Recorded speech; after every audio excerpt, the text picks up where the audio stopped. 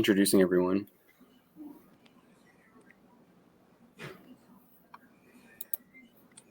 All right, I think we're good now, though. Hey, everyone, this is John Trent with Bounty Unit Comics. We have a full house tonight. I am joined by my co-hosts Jorge Arenas, Philip Pratt, Donald Edmonds, Drew Taylor, and special guest Jack Posobiec, the mind behind Agent Poso, which is on Indiegogo. If you haven't, you should check it out. We'll be talking about that a little bit later in the stream, but we wanted to start off with, hey, Mark, hey, Kim Can Park, hey, Dobbin, hey, chat, how y'all doing? We wanted to start off talking about some Stranger Things speculation from season 4. We got a little bit of a teaser earlier this week. I know I talked about it a little bit, but we didn't get everyone to talk about it, and we wanted to pick the brains of everyone else here and see what they're thinking about with what we can expect for Stranger Things season 4. So, Philip, do you want to take it away? Yeah, sure. I'm a big fan of the show. Have been since actually I came onto it really late. I had no idea what it was for like maybe the first 6 months, and I completely ignored it. Then I watched it and binged the whole thing within a day. So since then I've been a big fan. The trailer itself, again, it's only 30 seconds long, and it's just basically a still shot with some animated movements around it. And it starts off saying, it doesn't start off saying, but it says we're not in Hopkins anymore. And some people are saying that if they're not in Hopkins anymore, why are they in the what's it called? Upside down. So I think people are not understanding what that means and what the upside down is, or maybe they're seeing it the way out differently than how I say it. It's a different dimension, but how dimensions and realities work. It's not a different reality, it's a different dimension. Dimensions occupy the same amount of space as everything else. They just vibrate or exist on a different plane. The upside down is the world. It's just not our world. How our world is genuinely acceptable, genuinely good. You can walk down the street and not get eaten by something. In the upside down, it's the opposite of that. The world is generally evil. And there probably is, how I see it, there might be actually good in that dimension. It's just as rare as evil is in ours. That's how I see it anyway. And I think hopefully that's what they're going to explore. Because we never really got to go to the upside down other than in quick little jaunts and little adventures, but nothing substantial. They were there and they couldn't stay there for very long without dying. So I'm hoping that maybe they explore that part of the lore. And I think they said something about there may be a movie afterwards. I think there's a lot to get into there, especially with the Mind Flayer that it's the big bad. They didn't kill it. They killed its physical form in our dimension, but the actual big part, the big bad of it, is still alive in the upside down. So it has to be dealt with. Otherwise, it's going to keep coming back.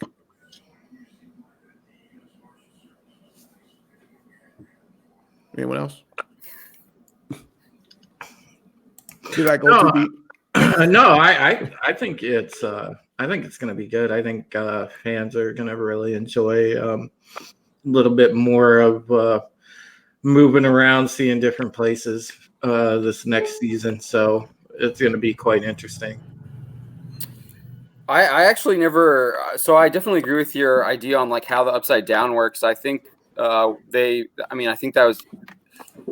We saw that in season 3 where they were able to try to open the portal in Russia, and in that sizzle scene we saw that they had one of the that freaking monster. Can't remember what it's called. Demogorgon. The Demogorgon. Yeah, that's it. And they had the monster in the Russian cage. Right. And I'm not sure if they transport. I would assume they did not transport that from Hawkins to Russia, but they were able to somehow open the portal in Russia. And there's probably other places around that they can open portals to the upside down. So I think you're right with that. I think that definitely makes sense.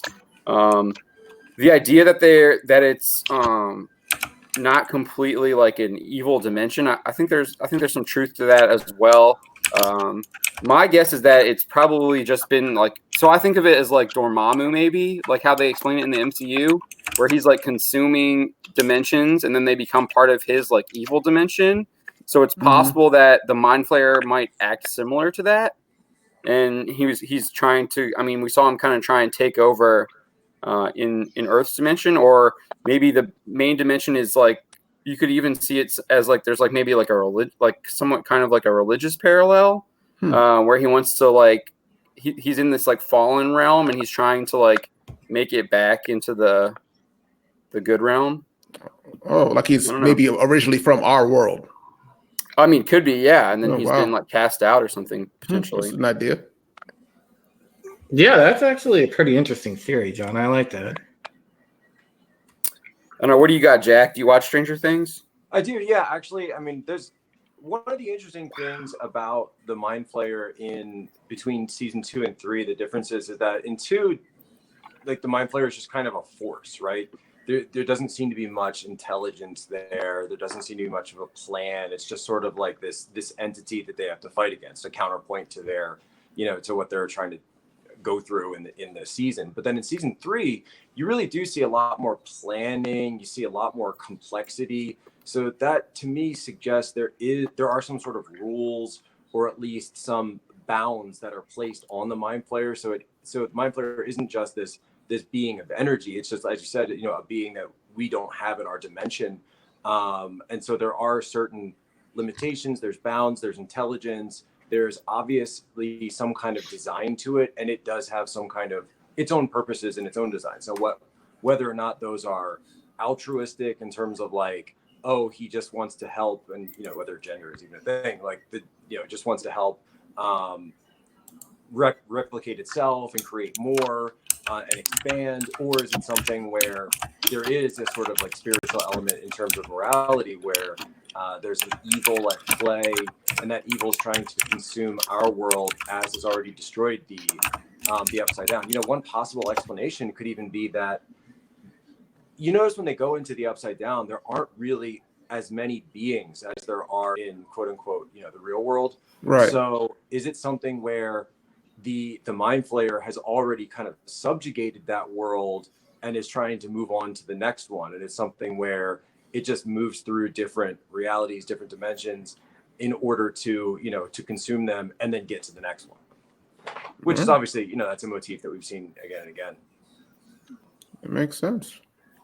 I'm not sure, but while they were there in the Upside Down, you can hear other things moving around in the darkness. Like just beyond the tree line, you can hear things moving back and forth. They can hear screams and hollers of different animals or whatever you'd call these things. And the fact that we saw there were so many Demogorgons that came over into our, into the real world, it shows that there is some abundance of life going on the other side. So yeah, it's.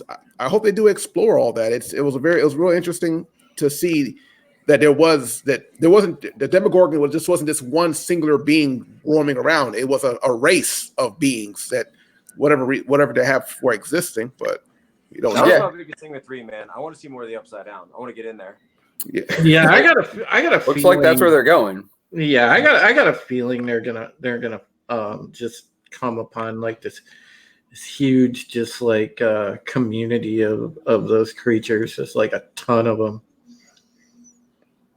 Well, we know we saw them. They're hunters for sure. We saw that in season 1. Remember what it's like hunting the deer. So there obviously has to be some kind of prey that they're hunting as well in the Upside Down. You would assume, right? Because it drags the deer into the Upside Down in the first season.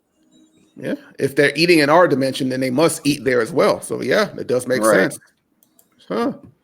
But like Jack said earlier, the Mind Flayer, it was displaying in season 3. It displayed something that we didn't really see before, a personality. It is actually going after 11. It was either wanted revenges or it saw her as a threat, and it was actively trying to kill her. Before it was kind of like trying to stay away from her and going after when she was right in front of him or whatever. But yeah, in this last season, it was actively trying to go after her. So I thought that was interesting too. Well, yeah, I think that's because the being, I think, obviously saw her as a threat because she blocked him out at the end of season 2, and he wanted to neutralize that. It wanted to neutralize the threat. So I definitely felt like I've always felt like, I don't know, I always felt like it had some designs. We just never knew what they were. Because if you remember at the end of season 2 when they're in the I think it's at the end of season 2 with the high school scene, and the Mind Flayer is kind of like over top of the high school, like it's already wanting to seek revenge there. You're already kind of seeing a little bit of that, but yeah, for the most part of season 2, it was kind of just like a force of nature type thing. But I'm also wondering if that personality comes from the interaction with humans. Did that personality kind of like develop when it came in touch with like Will, and then as it consumed more humans, it was kind of like taking on like parts of these people, because we saw what's his name, Billy. You're able, like, because he didn't control them completely. You were able to like get through to them, so he didn't like take them completely over. So maybe he didn't consume them entirely, but he took like parts of them. I don't know. So is it like a two-way street, you're saying?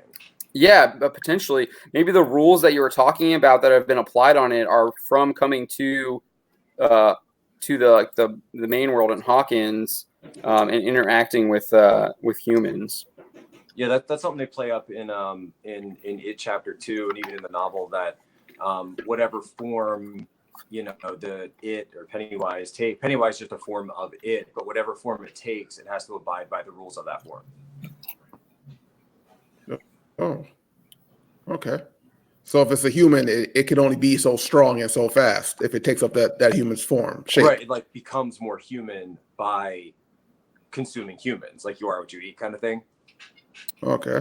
I mean, it definitely looked like it was. I mean, in season 3, it looked like it was being constrained by the physics of the real world. Obviously, it had manifested itself by like consuming the matter of the humans it had like indoctrinated.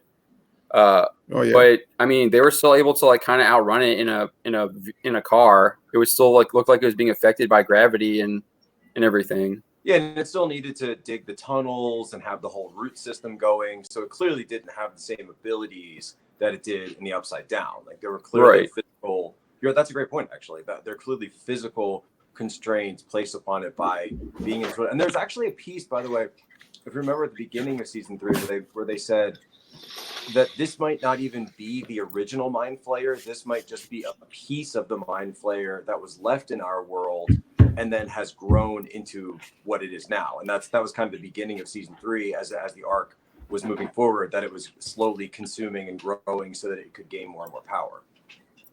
Yeah, I think. Yeah, that's exactly what it was. Yeah. But I don't think they knew in season 3. They didn't know that they had opened the portal, though. The Russians had opened the portal, right? Right. Okay. Well, yeah, that's exactly. In season 3, it was absorbing biomass and building itself a body. How I've seen it when it's been seen coming, either moving from in season 2, moving from the Upside Down, or even interacting, it always has to take a physical form. It's more, and it seems to be more energy than anything else, and it has to inhabit something to interact with us. Like it took Will in the first season physically, and then in the second season. I'm having problems remembering what happened in the second season. Oh yeah, it was mostly the Demogorgons. They acted through the Demogorgons. The I guess you would call it the herd of Demogorgons that came over. And in the third season, it was just absorbing people and rats, anything it can get its hands on, and building itself a body. And it even looked like it had like the same head shape as you see in the silhouette from the first 2 seasons. It was just substantially smaller and made of meat, I should say, than just a cloud or a mass of mist as we saw in the first 2 seasons. So we got a McCool 009 is our. Are you in the James Bond universe, McCool? Do you think we'll see more of the other experimented on children, like the Indian girl with the illusions, or is that a ditched side plot from season 2? I think that side plot is totally ditched. I mean, You notice that like gang, that like Antifa whatever gang that that 11 kind of came in contact with, and there was that whole subplot. I felt like it was shoehorned in. I didn't really understand why it was there. They were throwing backstories around that just really expanded the universe, and I think kind of hurt the overall story in a sense where it became a distraction from the stars, the characters, the story of Hawkins, and it was just sort of they needed something for 11 to do. And you notice that in season 3, and I was looking for this, not only were none of those characters back, but I don't even think it was referenced once. Yeah, I don't remember them actually talking about that at all in season 3.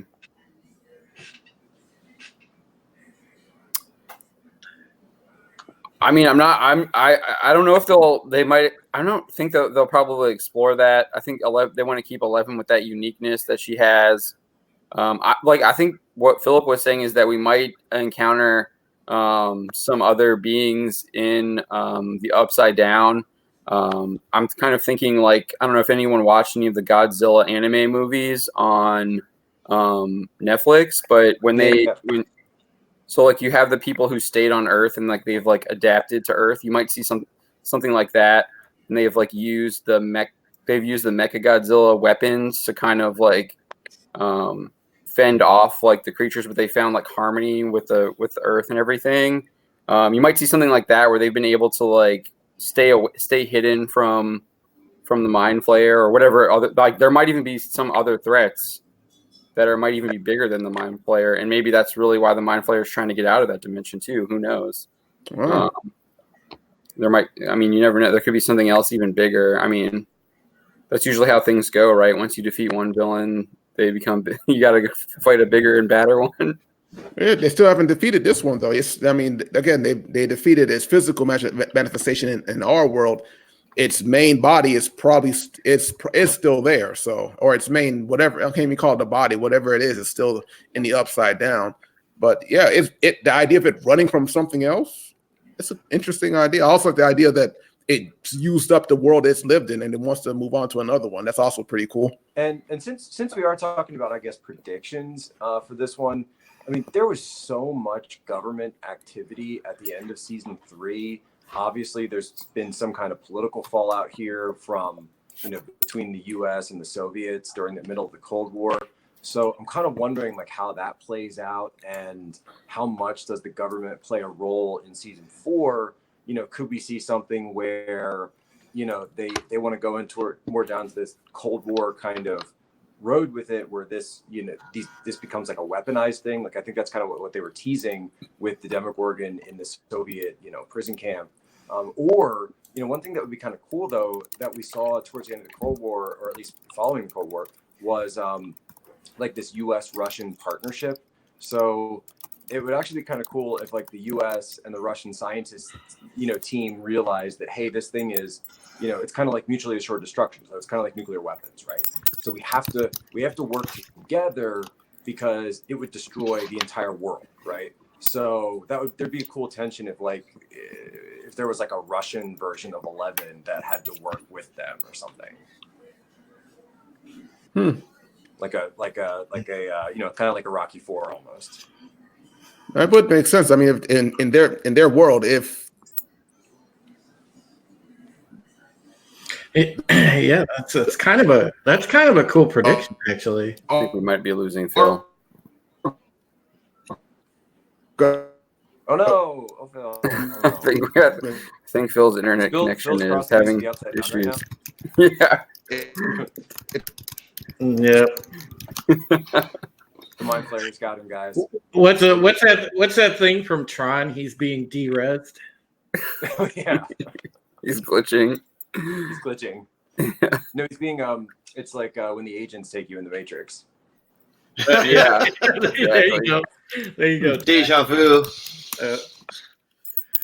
But Mr. Anderson. But no, that was actually a cool prediction, man. It reminds me almost reading the old G.I. Joe comics back in the 80s when they had that series where the Joes teamed up with like that Russian team. That was pretty awesome. Yeah, I was thinking about like kind of like a Black Widow type thing where you might have like a rogue agent or even maybe Hunt for Red October type style. I don't know if I don't know. I don't really see doing a team up, but I could see like maybe some like rogue people like doing something like that. I mean, because the Russians had like literally infiltrated the United States and built like a secret base underneath one of their malls. And the U.S. government was coming to like take them down. So one thing that we should probably think about though is that because so much of that Russian plot, at least with that one Russian super soldier kind of guy, was, obviously a takeoff of Terminator, is they're probably going to look around to other 80s movies to sort of cover in this one. They've covered, I guess, like Gremlins. They've covered a lot of like Stand By Me and everything, Ghostbusters. So what other 80s movie would they be looking to, adapt in a sense for this one? Like what other main, big 80s movies were out there? Red Dawn. Yeah, Red Dawn. Well, I think that's what season 3 was. Yeah, they kind of did Red Dawn already. Yeah, I mean, that's season 3. It was Red Dawn and plus Terminator. I'm trying to think. I mean, we kind of had Close Encounters of the Third Kind. Oh, my dog is going crazy right now. We kind of had Close Encounters of the Third Kind in the first episode. Script Doctor is saying Predator, maybe. I think that's definitely a good idea because if Predator, they're going to hunt the Predator, and so they might be going into the Upside Down to hunt down the Mind Flayer.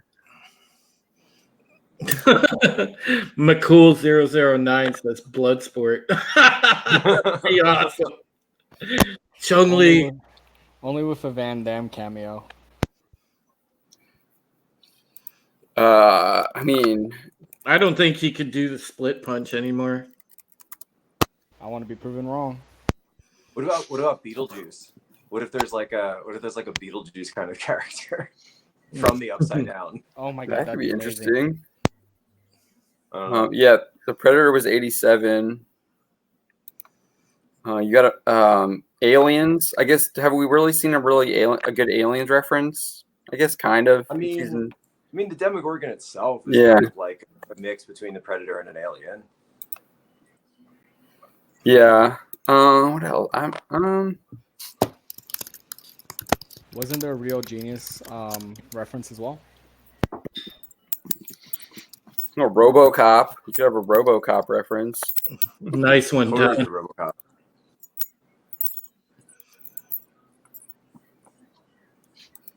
It'd be crazy if something happened to one. All right, that's going to sound terrible, but okay, something happened to, let's just say, a main character.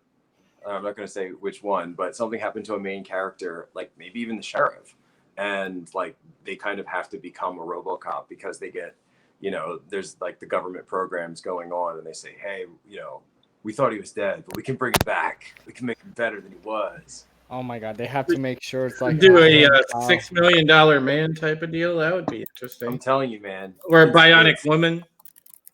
What's his name? Hooper? Yeah, Hopper. Wasn't he like kind of? They think that he's in the. They think he's in the. He's the one that we think is in the Russian base, right? Right. Well, we're told that. I mean, we're not told, but we're supposed to think that he's killed right at the end of season 3. Right. Sorry, spoiler. But that's what I'm saying. They bring him back. It's RoboHopper, Russian RoboHopper.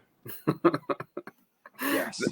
I mean, he probably would be like down for that too, because it would like help him fight the stuff. I mean, it looks like they kind of have like a gladiator pit there, or they could turn it into a gladiator pit where they're feeding people to the Demogorgon. So that could be that could be interesting.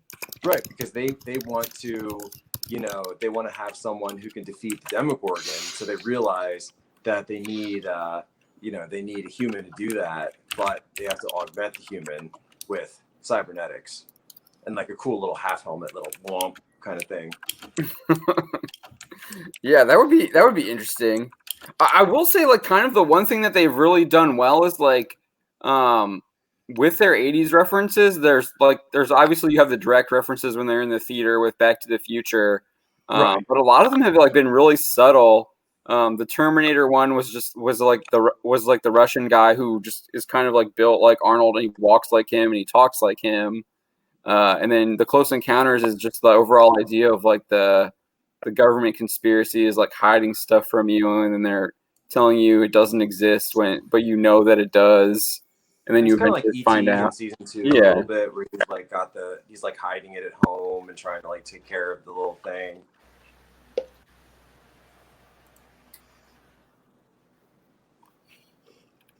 Robocop. So, do you think we might see Agent Poso in Stranger Things season 4? Whoa, what a transition. No, but we might see Demogorgons and Agent Poso. Probably not, but who knows? Who knows? So tell us a little bit about Agent Poso. Yeah, sure. So the basic idea behind it was, I kind of work in conservative media. That's what I do. But a lot of conservative media is like news of the day and, trying to break stories from that aren't, what's the tagline, that aren't being told by the mainstream media, right? And so it's a great thing. Work at One American News. We do a lot of cool stuff. We go to a lot of cool places, talk to a lot of cool people. But I wanted to do something where I took some big names in sort of the social media sphere and made a cultural project that would really stand up on its own as a work rather than just writing op-eds or recording endless podcasts. And I've always been into comics. I've always been into just anything with sci-fi. Or I'm actually I used to run a blog and Twitter account called Angry GOT Fan. That's the reason I got on Twitter in the first place, was to sort of like rag on the Game of Thrones TV show, and I did that for years, just sort of behind it all when I was still in the military and the intelligence community. And then I get into politics and really kind of blew up in political Twitter. But I'd always wanted to get back to it. So when Chuck Dixon and Brett Smith had did a book last year called Trump Space Force, and went absolutely gangbuster. They did a ton on it, and that's how I met them. And when they gave me a copy of it, and I was like, oh, it's cool, I'll support you on social media, whatever. And they gave me a copy of the book, and I picked it up, and I read through the graphic novel, and I said, guys, this is good as a graphic novel. Like, you could take all the politics out of it. This is just fun to read, and the artwork is fantastic. And that was last year. Then they came back to me this year and said, Jack, let's do something that goes sort of, no Trump, no MAGA, like take all that out of it. Just do a team up of guys, including actually my family. It's my wife and my son in the cover. Plus we've got sort of an Oracle type character, which is Cassandra Fairbanks, and a heavy played by DC Drano. And it's set 10 years in the future. We brought back Chuck Dixon as the writer. We've got Brett Smith as one of the artists and also the creative director. Then we've got Sergio Cariello as one of the artists. He did Action Bible, so it's a really cool guy. Chuck, as John, you put up the article today, is apparently getting a credit in Birds of Prey, which is kind of cool for him. Though not really all the creators are getting the credits, because there's so many people in the industry that have been pushed out because of this woke culture. And so this idea, really the idea behind a lot of the people going onto the Go-Go realm, the Kickstarter realm, some people getting kicked off of the Kickstarter realm, as we saw today. We'll get into that later. Yeah. That it's, people are walking away from Hollywood. People are really walking away from Hollywood, and they just want to go back to good stories. So, I told everyone, I said, as we're doing this, I don't want to do something where the Agent Poso character is running around like, I don't know, quoting the Constitution and the Founding Fathers and, doing something like super over the top with it. The first scene is, it's an action-packed thrill ride, global espionage, action adventure series. Got myself, kind of pinging on my own intelligence community background, former Navy officer, my wife, who was born in the Soviet Union but is now a U.S. citizen, Cassandra Fairbanks, who was the last person to visit and interview Julian Assange in the Swedish embassy in the UK. So people have done some serious stuff in the real world on this, but taking the real world 10 years into the future, and from a story perspective, this is something I'm having a lot of fun with. We're taking the world 10 years into the future, and we're going to see how things play out in the world. So what does that look like? China is expanded, and China has taken over both Koreas, and Taiwan and Hong Kong. Europe is split down the middle between East and West, and Poland and Hungary are kind of like, on the rise in Eastern Europe. The U.S. and Mexico are going to have, instead of there will be no wall, or there'll be an uncompleted wall on the U.S.-Mexico border, but there's going to be instead a demilitarized zone. Because will it be a mode of alligators? Yes, there will be a mode of alligators. Absolutely, 100%. They're just going to fill the Gulf of Mexico with alligators, and so there's going to be nothing but alligators down there. They're going to subsume off the fish, and yeah. But no, it's going to be like a DMZ kind of situation on the U.S.-Mexico border, where it's kind of a cartel-controlled zone with the U.S. military on one side, the Mexican military on the other side. So really that idea of walking around the world, fast forwarding 10 years, and I think one of the taglines we're thinking of is, stories ripped from tomorrow's headlines. And also with a little bit of new tech, kind of a cyberpunk element to it. We did a cool video, got a theme song and everything, and it's very, very synthwave cyberpunk. And really just enjoying great reception on Indiegogo. Thank you guys as well for being on here, and thank you for what you guys do. Seriously, you're one of my favorite favorite streams to listen to. I love going to Bounding into Comics every day because I like that you cover a lot of stories that I don't get, and you also don't have the the fawning over of like access media that you get from everywhere else these days that I'm just so sick of. I'm so utterly sick of. Like, can we just be critical about things and like call things out if they suck? Like, if the new Star Wars movie sucks, like a lot of them have, like we can just say that and that's okay, right? We can be fans with opinions. That doesn't make us Russian bots and trolls and everything. We just didn't like it. And so a lot of all of those things kind of bubble into this comics. That's why we've launched it on Indiegogo. We're at just under the 40% mark, and we've got I think 20 days left. So I mean, in the cover he looks like James Bond. Is he inspired by James Bond? Well, no. It's inspired by real life. No. What is he inspired by? There's a lot that goes into it, but yeah, clearly it's sort of a James Bond motif reference. Actually, the original writer of the James Bond series was himself a British intelligence officer. So I think that was kind of cool. That like, hey, I really was an intelligence officer too, and now I'm doing something.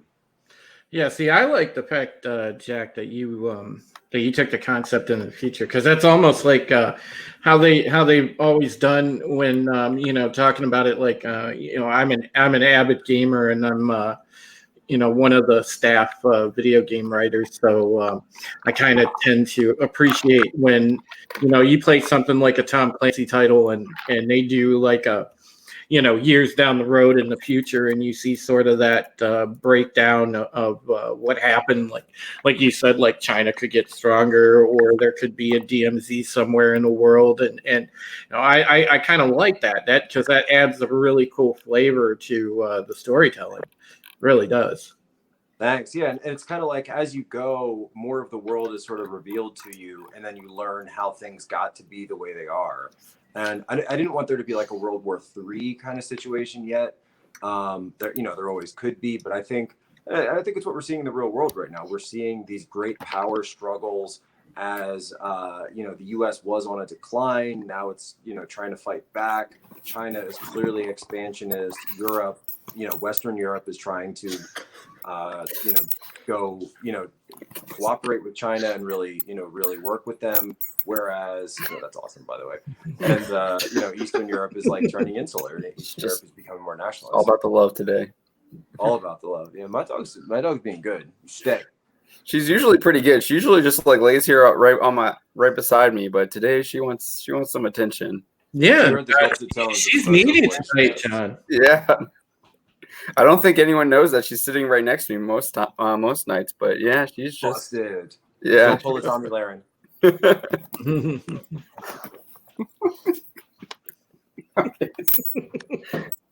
Oh, look at yeah. So this is Stella, everyone. This is Stella.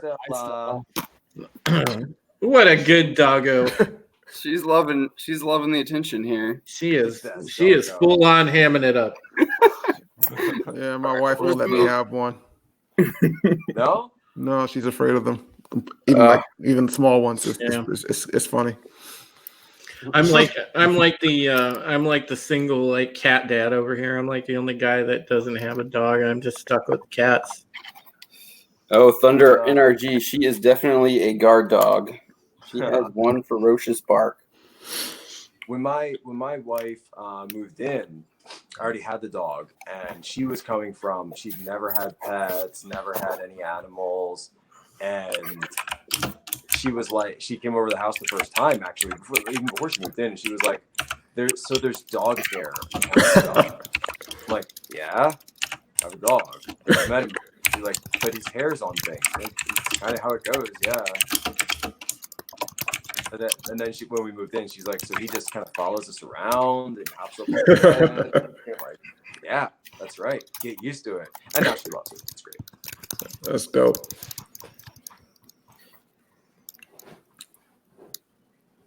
So on the Indiegogo, you mentioned like most of your team, but on the Indiegogo that talks about a mysterious operative ALX. That's right. So Who's ALX? What does he do? That's fantastic, by the way, because not many people have pinged on, have even mentioned that, except for ALX as well. So there is a real life ALX. He's a friend of mine. He's a guy who, does a lot of stuff on social media. But in the books, ALX is going to be kind of like that, Racer X, Snake Eyes kind of character. I've always liked those kind of characters that are sort of roguish. You're not really sure if they're an enemy or an ally. They're kind of against you, but sometimes they help you. And you never really know their true identity. You never know their true agenda. And so ALX is going to be someone that the team, which is called Task Force Aegis, ends up encountering through this mission, in which I can reveal that they are going up against eco-terrorists, and that's why you see a huge polluted Shanghai. It's Thanos. They're taking on Thanos for their first mission, huh? The one up the Avengers? Taking it on. And so ALX will be someone that they encounter, but still aren't quite sure how to take. So the people that are building the telescope in Hawaii, going after them? Yeah, exactly. So is he part of the team, or is it just like a loose alliance? It's more like a loose alliance kind of thing. Like they come up and they are. I mean, I'll spill some of the plot here. That it is a team of eco-terrorists that they're going up against. These are people who actually think the world is going to end in 12 years, even though it's at 10 years in the future. But 2 years, 3 years. You got 2 years. Just got 2 years left. But they think like the Green New Deal and these other, wide-ranging political programs aren't enough to solve the crisis. And so what they want to do is conduct some drastic is the spoilers? No, it's not spoilers. I've said this. Okay.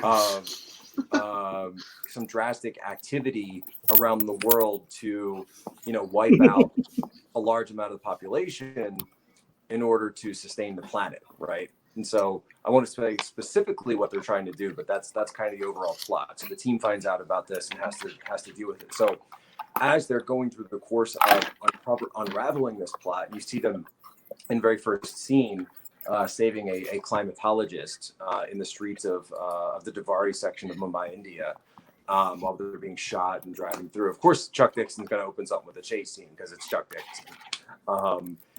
And ALX ends up being someone who's also figured out what this plot is, but they're not really sure who he's working for. And they enter into an alliance of convenience throughout the first issue. And we'd like for ALX to become sort of someone that they can go to, but even as the series goes, and we have 12 sort of in mind, or at least ideas for about 12. But ALX will be someone that's sort of kept off to the side and will ally at certain times, but has his own agenda, and that's a big part of it. So it sounds like the eco-terrorists moved beyond making us eat bugs to downlist the whole world, huh? Yeah. Yeah, exactly. I mean, their idea is that humanity is is a virus that needs to be wiped out, that has infected the planet, that are. So they got like causing... an Agent Smith opinion of humanity. Yeah, exactly. That Earth is constantly changing. There's been multiple, climate upheavals throughout world history, and it's not really something that humans can do. So, but they've become so twisted that they think that it's up to them to save. That's the thing. Like, they think they're saving the planet, so they have altruistic goals in mind, right? Yeah. But they're driven to extreme ends, and let's just say that they're certainly going to be receiving some help from some folks in the certain part of Northern California, certain valley, and we're thinking after this week that definitely someone we want to work into this, since this is set in the future, is an adult, certain adult, female, Swedish eco warrior. Someone who was laughed off when she was younger, but is now looking for revenge against a society that scorned her and just wouldn't listen. And Indiana Jones is going to be joining too, right? Yeah, Indiana Jones comes in to support the eco-terrorists. Fortunately, he's kind of old, and so he actually ends up helping us with his we just kind of steal his private jets. I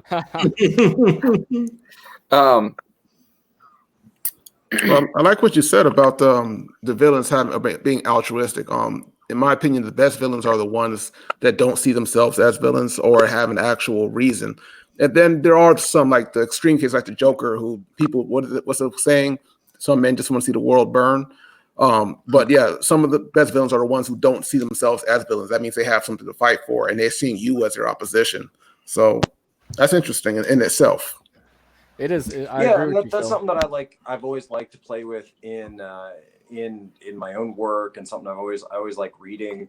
The whole like black and white of we're evil just because we're evil. That certainly works for some genres, but I like to write something that's got a little bit more realism into it, and everyone's mind, right? You're all the star of your own story. You're all the star of your own movie, right? Everyone. Nobody wakes up and thinks, what evil shall I perform today on the world? There's nobody who thinks that. They think, what can I do to make my life better and my people's life better? And what happens when that's taken to the extreme? Yeah, I don't think there's any real life mustache twirling villains that wake up and say that. Well, I'm sure there are a couple of psychopaths out there. Yeah, serial killers. Yeah. Sure. Yeah, I do work in Washington, D.C., so I mean, I'm just saying. That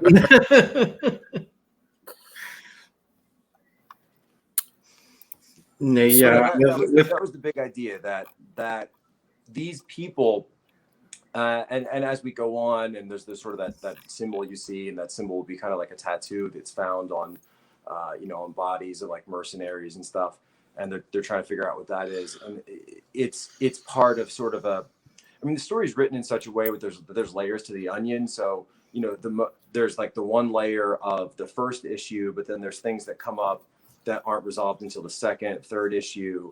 And then there's an overarching layer that isn't resolved until the entire series is finished, right? And so I believe in programming all that stuff in from the start, so that, when we get to issue 12, and we will get to issue 12, that there will be things that are being called back from episode 1, right? Issue 1, that you're realizing, that's what this was all about. That's what this was really all about. I don't believe in that idea of just make it up as you go along, as a lot of writers do. And, some people believe in, I think they call it like organic writing, where you just sort of like plant seeds and then let it grow as you write. I'm much more of an architect when it comes to my story vision of, there is a beginning, a middle, and an end. There are set heroes and villains. Things will happen. I don't necessarily know. It's kind of like GPS, right? You know where you're starting, and you know what your destination is, but you don't necessarily know how the GPS is going to take you. Mm-hmm. And I kind of liken it to that. Okay. So yeah, links in the chat. I'll put another one in there here in a sec. Check out the Indiegogo for Agent Poso. I know, Jack, you wanted to talk about. What were you gonna say? Oh, Zan, thanks. Oh, okay. Yeah, I know you wanted to talk about Mark Hamill. So, did you want to lead off on that? Yeah. So, the Mark Hamill thing, it's really interesting. And for anyone who hasn't seen this yet, there's this tweet up where Ivanka Trump and her husband Jared Kushner and their 3 kids are all sort of dressed up. They're going out for the evening, and then one of their sons, is dressed up as a stormtrooper, I guess one of the First Order troopers, right? Yeah, it's a new stormtrooper. It's a new stormtrooper, right? And it's just this family picture, right? And they and Ivanka Trump tweets it out with quoting Star Wars, and she says, "The Force is strong in my family," right? This, obviously famous Return of the Jedi quote from Luke. And then Mark Hamill on his Twitter account quote tweets the saying and writes, "Go force yourself," and took something that was just meant to be like this fun family. Oh yeah, you misspelled fraud. Go force yourself. Mm-hmm. This fun, silly family photo. Going into the Halloween season, just That's at the cute. house. Dressed up with a kid who obviously loves Star Wars, and wanted to show that and for the world. And then not only, imagine how that kid must feel knowing that he was just called out by Luke Skywalker. And like everybody knows what Mark Hamill's saying there, "Go F yourself." Just because of politics and not liking his grandfather's, policies. And it's really sad, it's really partisan. And one of the things that I've shown, or that I've said over and over, is that Hollywood hates conservatives. And I mean that quite literally, that there's a level of hatred for a conservative family. And it's like, Michael Jordan, I think, had this famous quote once. They said, "How come you don't talk about politics?" And he says, "Because Republicans buy shoes too." Yeah. And it's like, why are you going to go and do that to your brands, man? Luke Skywalker used to be about hope. He was supposed to be this, like, the eternal, almost naive but hopeful white pill kind of character. And then to see Mark Hamill do that, it just kind of solidifies, I think, a lot about what people were talking about in woke culture and in Hollywood today. And then so people people were really calling him out on it, and he tried to walk it back and said somebody had written, "Forget the parents, this kid rocks," and he just wrote, "Agreed." Just the word by itself, no apology, no clarification, just trying to kind of save some face here. But dude, you punch down at a 3-year-old, man, for politics. And it's just really, to me, as someone who grew up with Star Wars, that I've got a 1-year-old son myself, and I wonder, do I show my son Star Wars someday? I don't know. I don't even know if I want to at this point, to be honest. Well, the past couple movies, I wouldn't do it.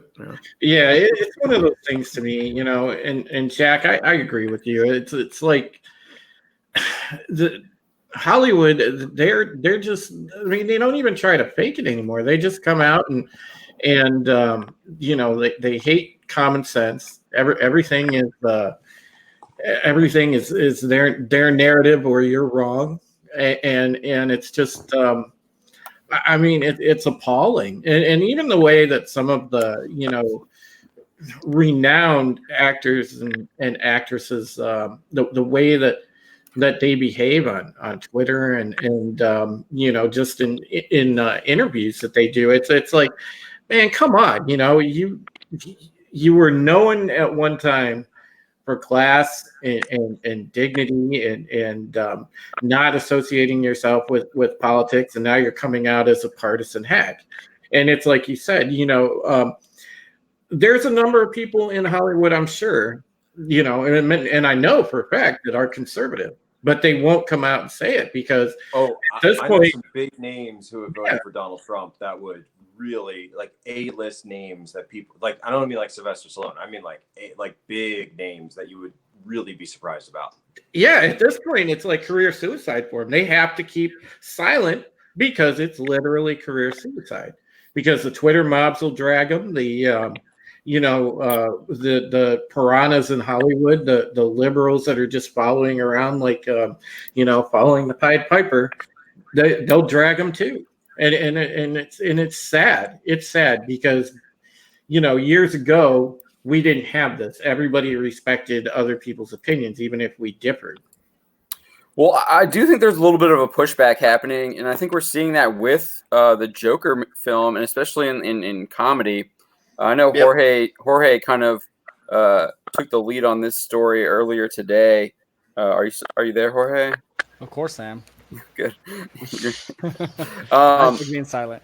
No, but I completely agree with you. I mean, it's come to the point where we have the director of the Joker, Todd Phillips, admitting that he no longer wants to really work in comedy because he points at cancel culture and what it does to comedians. I mean, you can't make people laugh about offending a small niche group that will turn a mob of Twitter bots against you. It's pretty insane.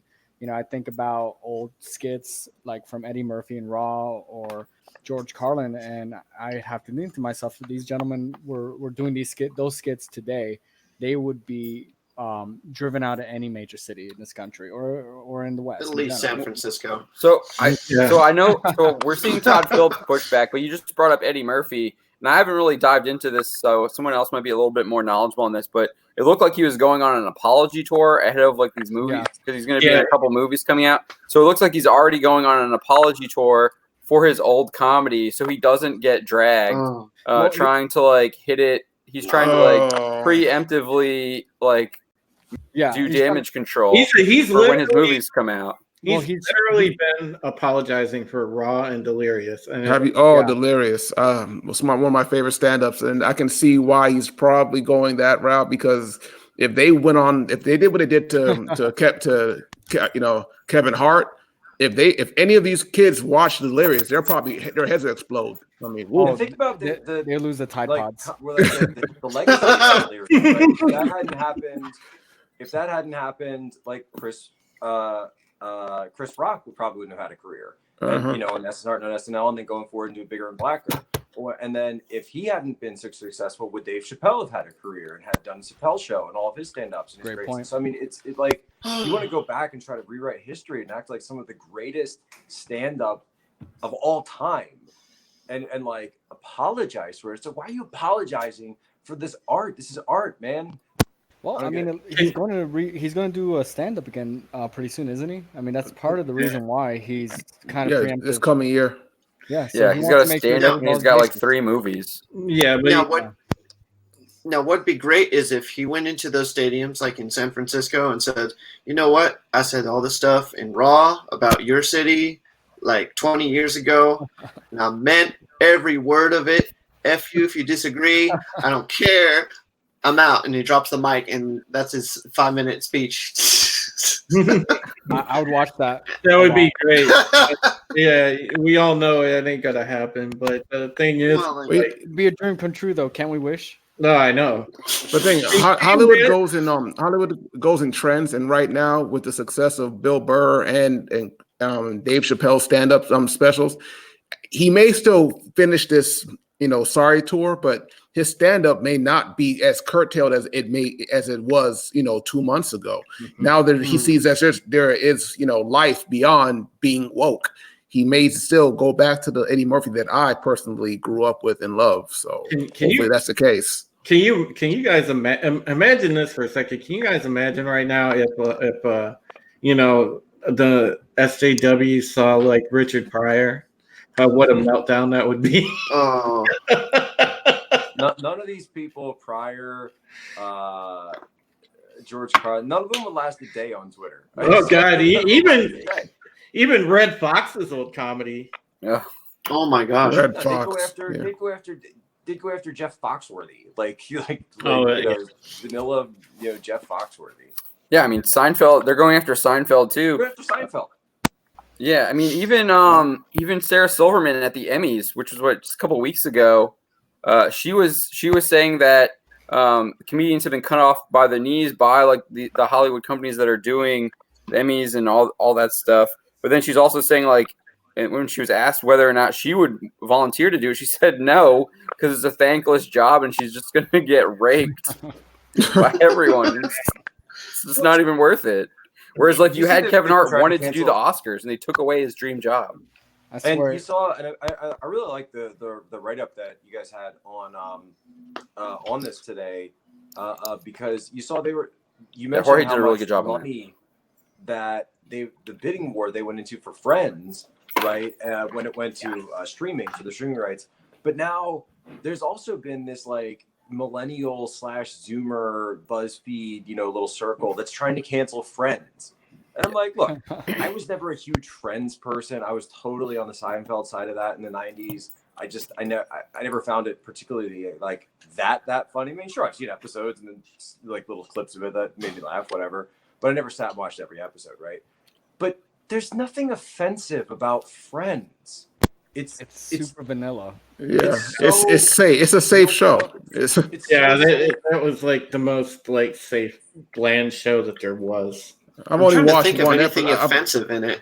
I've only watched one episode. It was the Brad Pitt episode. That was the only one I ever watched. I thought that was hilarious. But past that, I was never into Friends. So, but from what I did see, it was pretty harmless. So, right. That's kind of the point, though, is that like they will attack something that's harmless.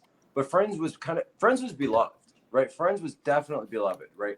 There was a pop-up in New York. My friend of mine just went to it. They did like a pop-up of Friends, and it was like Central Perk and the apartment. And you could bust through the door, and I mean the place was filled. Like you couldn't get in. There was a line, when they opened the doors, right? And people love Friends. It's absolutely beloved series.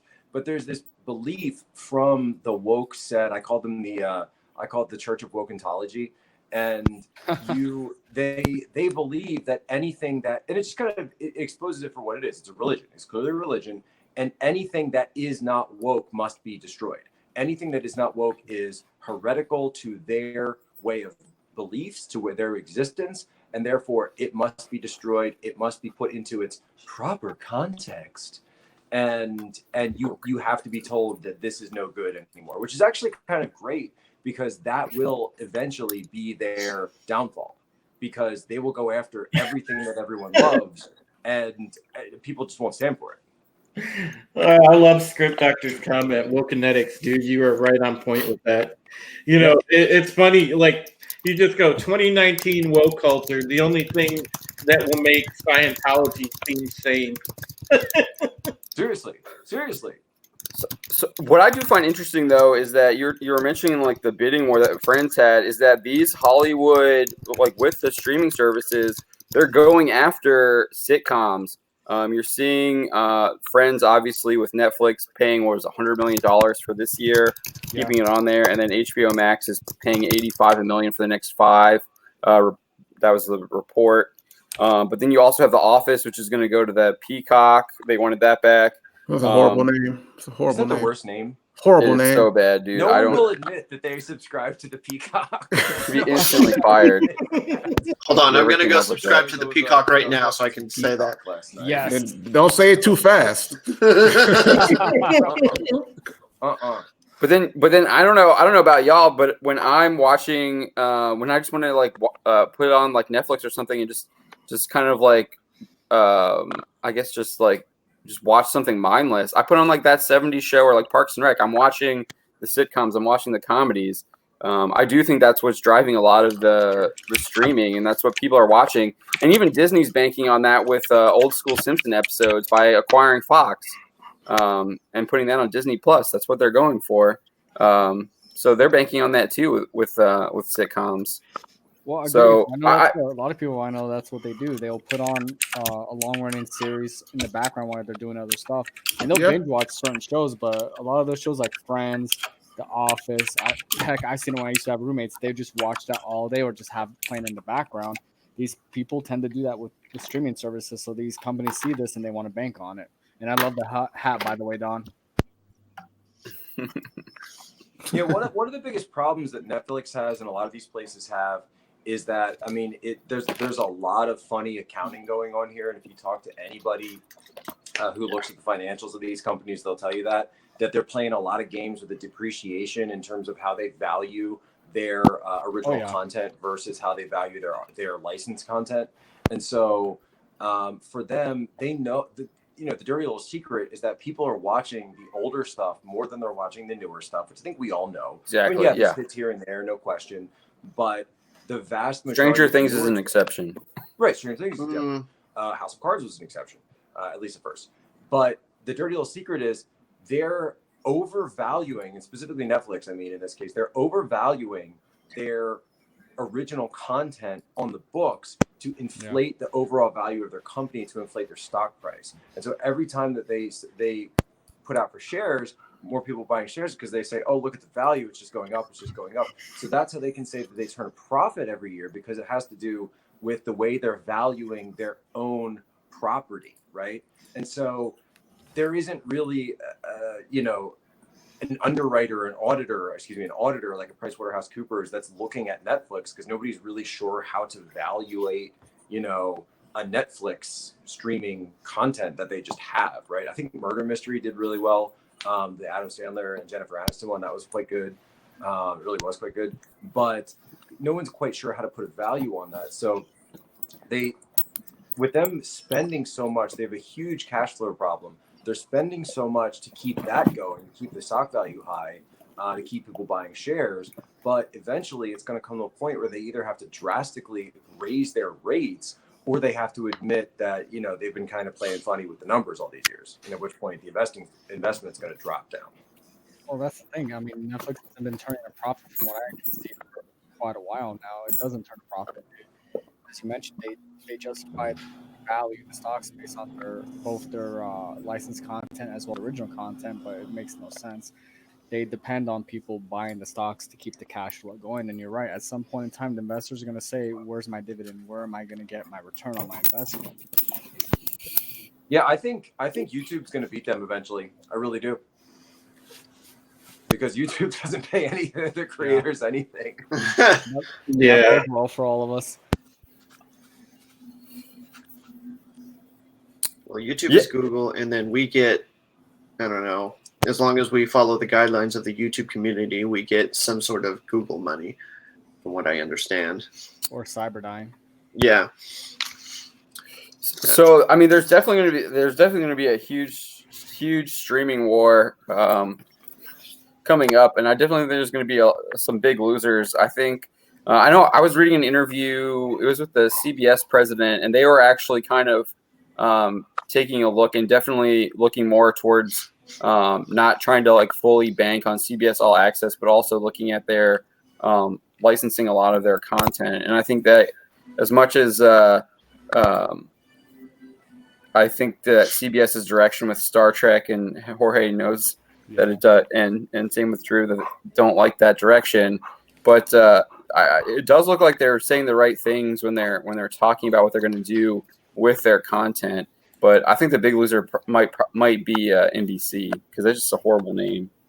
Yeah, that's a terrible branding idea. I mean, I understand it's been the symbol of their networks for, I don't know, since the dawn of time. But I mean, God, why would you just call your streaming service that? You could have just done something. I mean, because NBC is technically NBC Universal, so they could have just jacked something from Universal if they had to for the streaming service. It was one of those good ideas that sounded great when you're drinking. Yeah, I mean, I don't even think even if that BSG show is successful, I don't even think that's going to carry it. So with NBC, they might. So I guess they might. So from what I understand, is CBS's All Access is really carried by their football programming. Most of the subscriptions come from the NCAA and the football packages that they have. NBC might be able to do that with their extensive sports entertainment. Because I mean, that's still what's carrying. I think that's what's carrying a lot of cable. And Netflix is the only one who doesn't really have a lot of sports programming, because Disney has ESPN Plus. Yeah.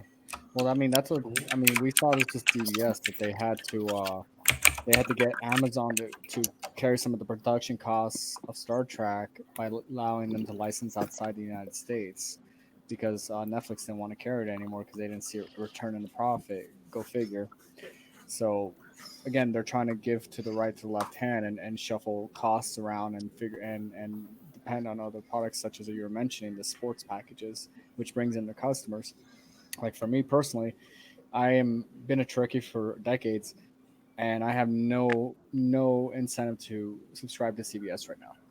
I'm a Trekkie myself, as I'm dreading the day that Netflix, drops their Deep Space Nine. I rewatch that at least once every couple months. I watched an episode a couple days ago. So, in terms of streaming service, the only one I'm looking forward to is Disney Plus because they're going to have gargoyles. That's all I care about right now. Amen to gargoyles. Yeah, they might have your X-Men too. They are going to have X-Men. Yeah, they're going to have X-Men the animated series. Yeah, but they're going to have gargoyles. I really have a soft spot for gargoyles. I got Goliath on my wall right there. So. Oh, I love Xanatos. I mean, gargoyles, like from them going into the team at Disney and saying, hey, we want an answer to Batman the Animated Series. And from that being the nugget of where Gargoyle started to what they turned it into. Oh my God. That second season? That second season, 52 episodes of master class. It's a master class on how to do an animated series. How would they get a 12-year-old to care about A Midsummer's Night Dream? I mean, what the heck? Right. Oh yeah, when they went to Midsummer Night's Avalon. Dream, Avalon. Yeah, I was like, wow, Shakespeare is kind of cool. Exactly. Right?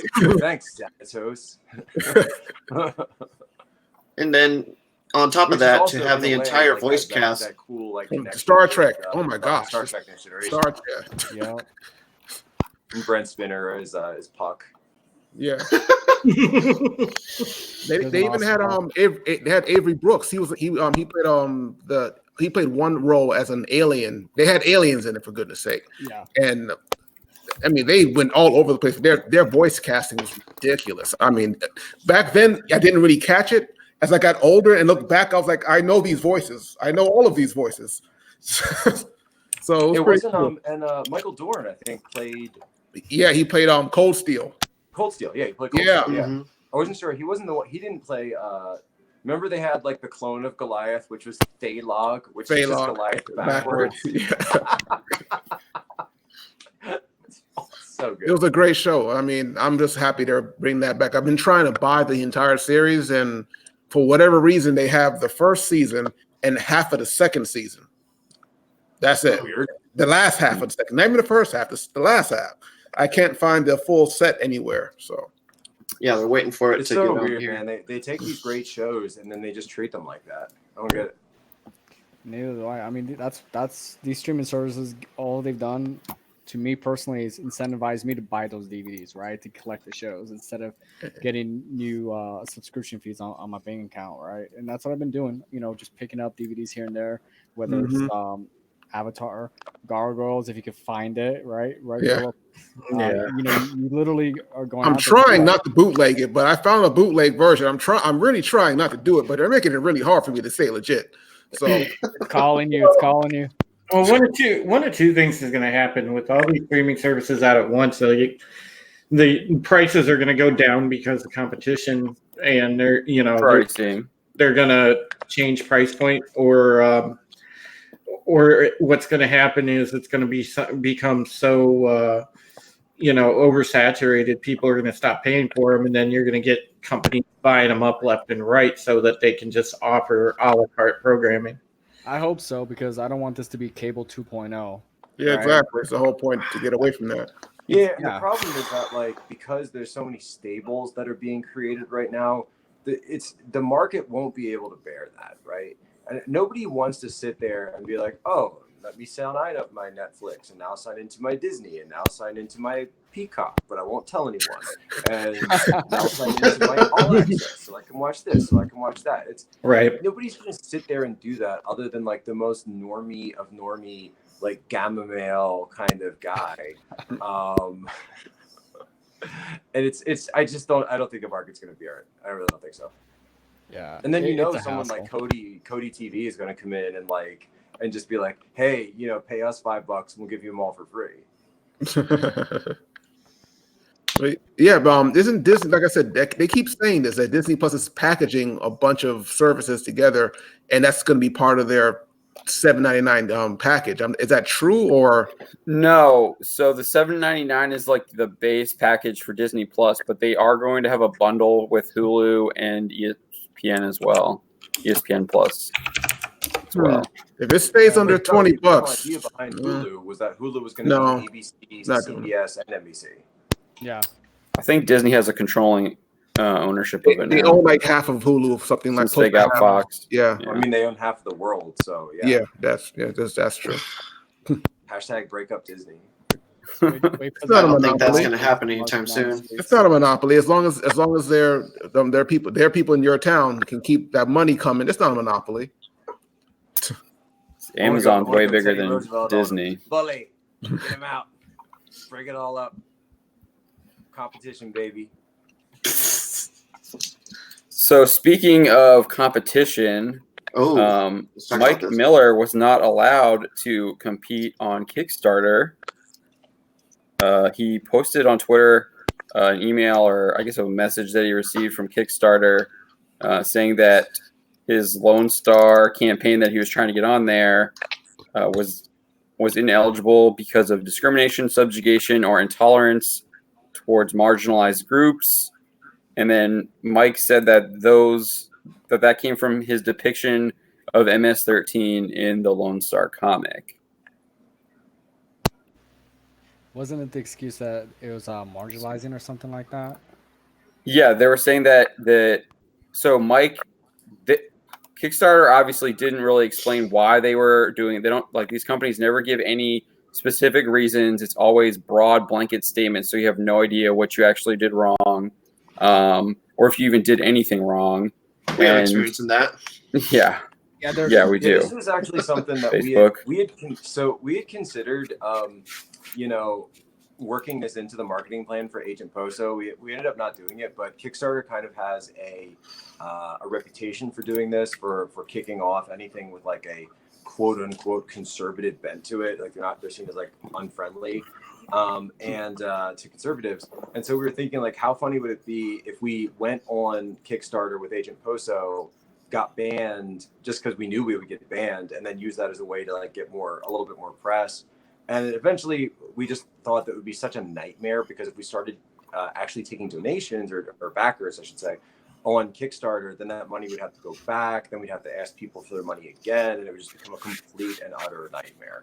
So that's why we went with Indiegogo in the first place. And, you look at what Mike Miller, and he posted the photos, he posted the artwork. I mean, this is something where it's a guy saving people from a gang, right? It shouldn't matter what, like there's like a girl, like, he's saving, like his character's saving. So I don't understand how that could be racist when he's actually saving a girl from the gang. Because the girl should be able to save herself from the gang. It's like they did with this latest Rambo movie, Rambo Last Blood. That was hilarious. That was funny. It was a Shazam joke. It's xenophobic, and you watch it, though, he's saving Mexican girls from sex traffickers. So if he's saving Mexican girls, how is it xenophobic? Because he's actually, like, that's what Rambo does. He goes around the world and helps marginalized people, right? But no, he's xenophobic. So does that mean they're taking the side? Does that mean that Kickstarter is taking the side of MS-13 in this?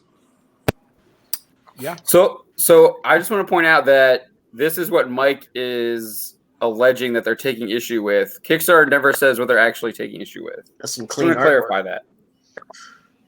Right. That's what Mike tweeted out. Yeah. He's not really sure, because you get in this tweet, unable to approve. We do not allow discrimination, subjugation, or intolerance towards marginalized groups.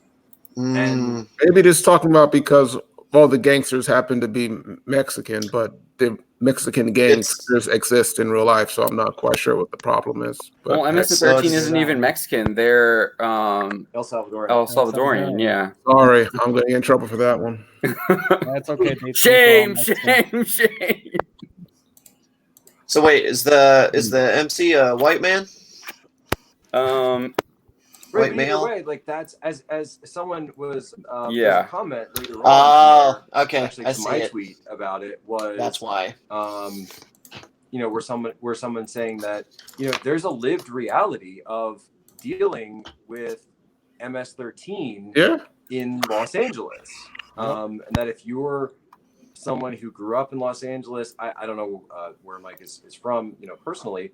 But that's something that he's San Diego, okay, that you may have had to deal with in real life. So, this is an example of people, trying to use the art form of graphic novels to talk about real life experiences that they may have had or they may be aware of, and being told that they can't do that because they're not allowed, even though that is what's going on in real life. Yeah, it's reality.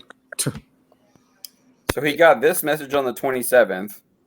Thanks for sharing your project with us. Everything's looking good. We can't wait to see it go live.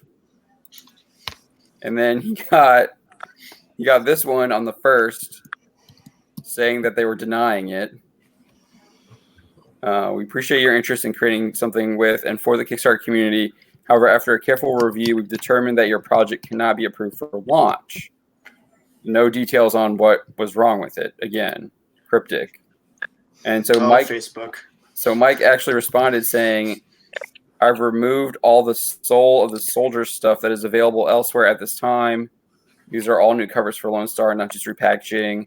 So he was thinking that, hey, it might have just been because they're thinking I have stuff on here that they can buy elsewhere. But then that's when they sent him as a public benefit corporation committed to fighting inequality and creating a more equitable world, Kickstarter does not allow discrimination, subjugation, or intolerance towards marginalized groups. That's the part that got me. Is like we want to be tolerant of MS-13. All they saw was brown people being beat up by a white person, and they just said, "Bam!" Kickstarter's discriminating against an Asian American. Is what it looks like to me. Yeah. Pretty much. They're doing the same thing to Snake Eyes. Telling Larry Hama is like, we have to fix your creation. Yeah, that was just crazy. Jeez Louise. And it's horrible. I mean, I feel bad for Mark. That's unfortunate that Kickstarter decided to do that to him, and consider MS-13 a marginalized group. They have to understand something. If this was taking place, let's say where I'm from, I live in Miami, Florida.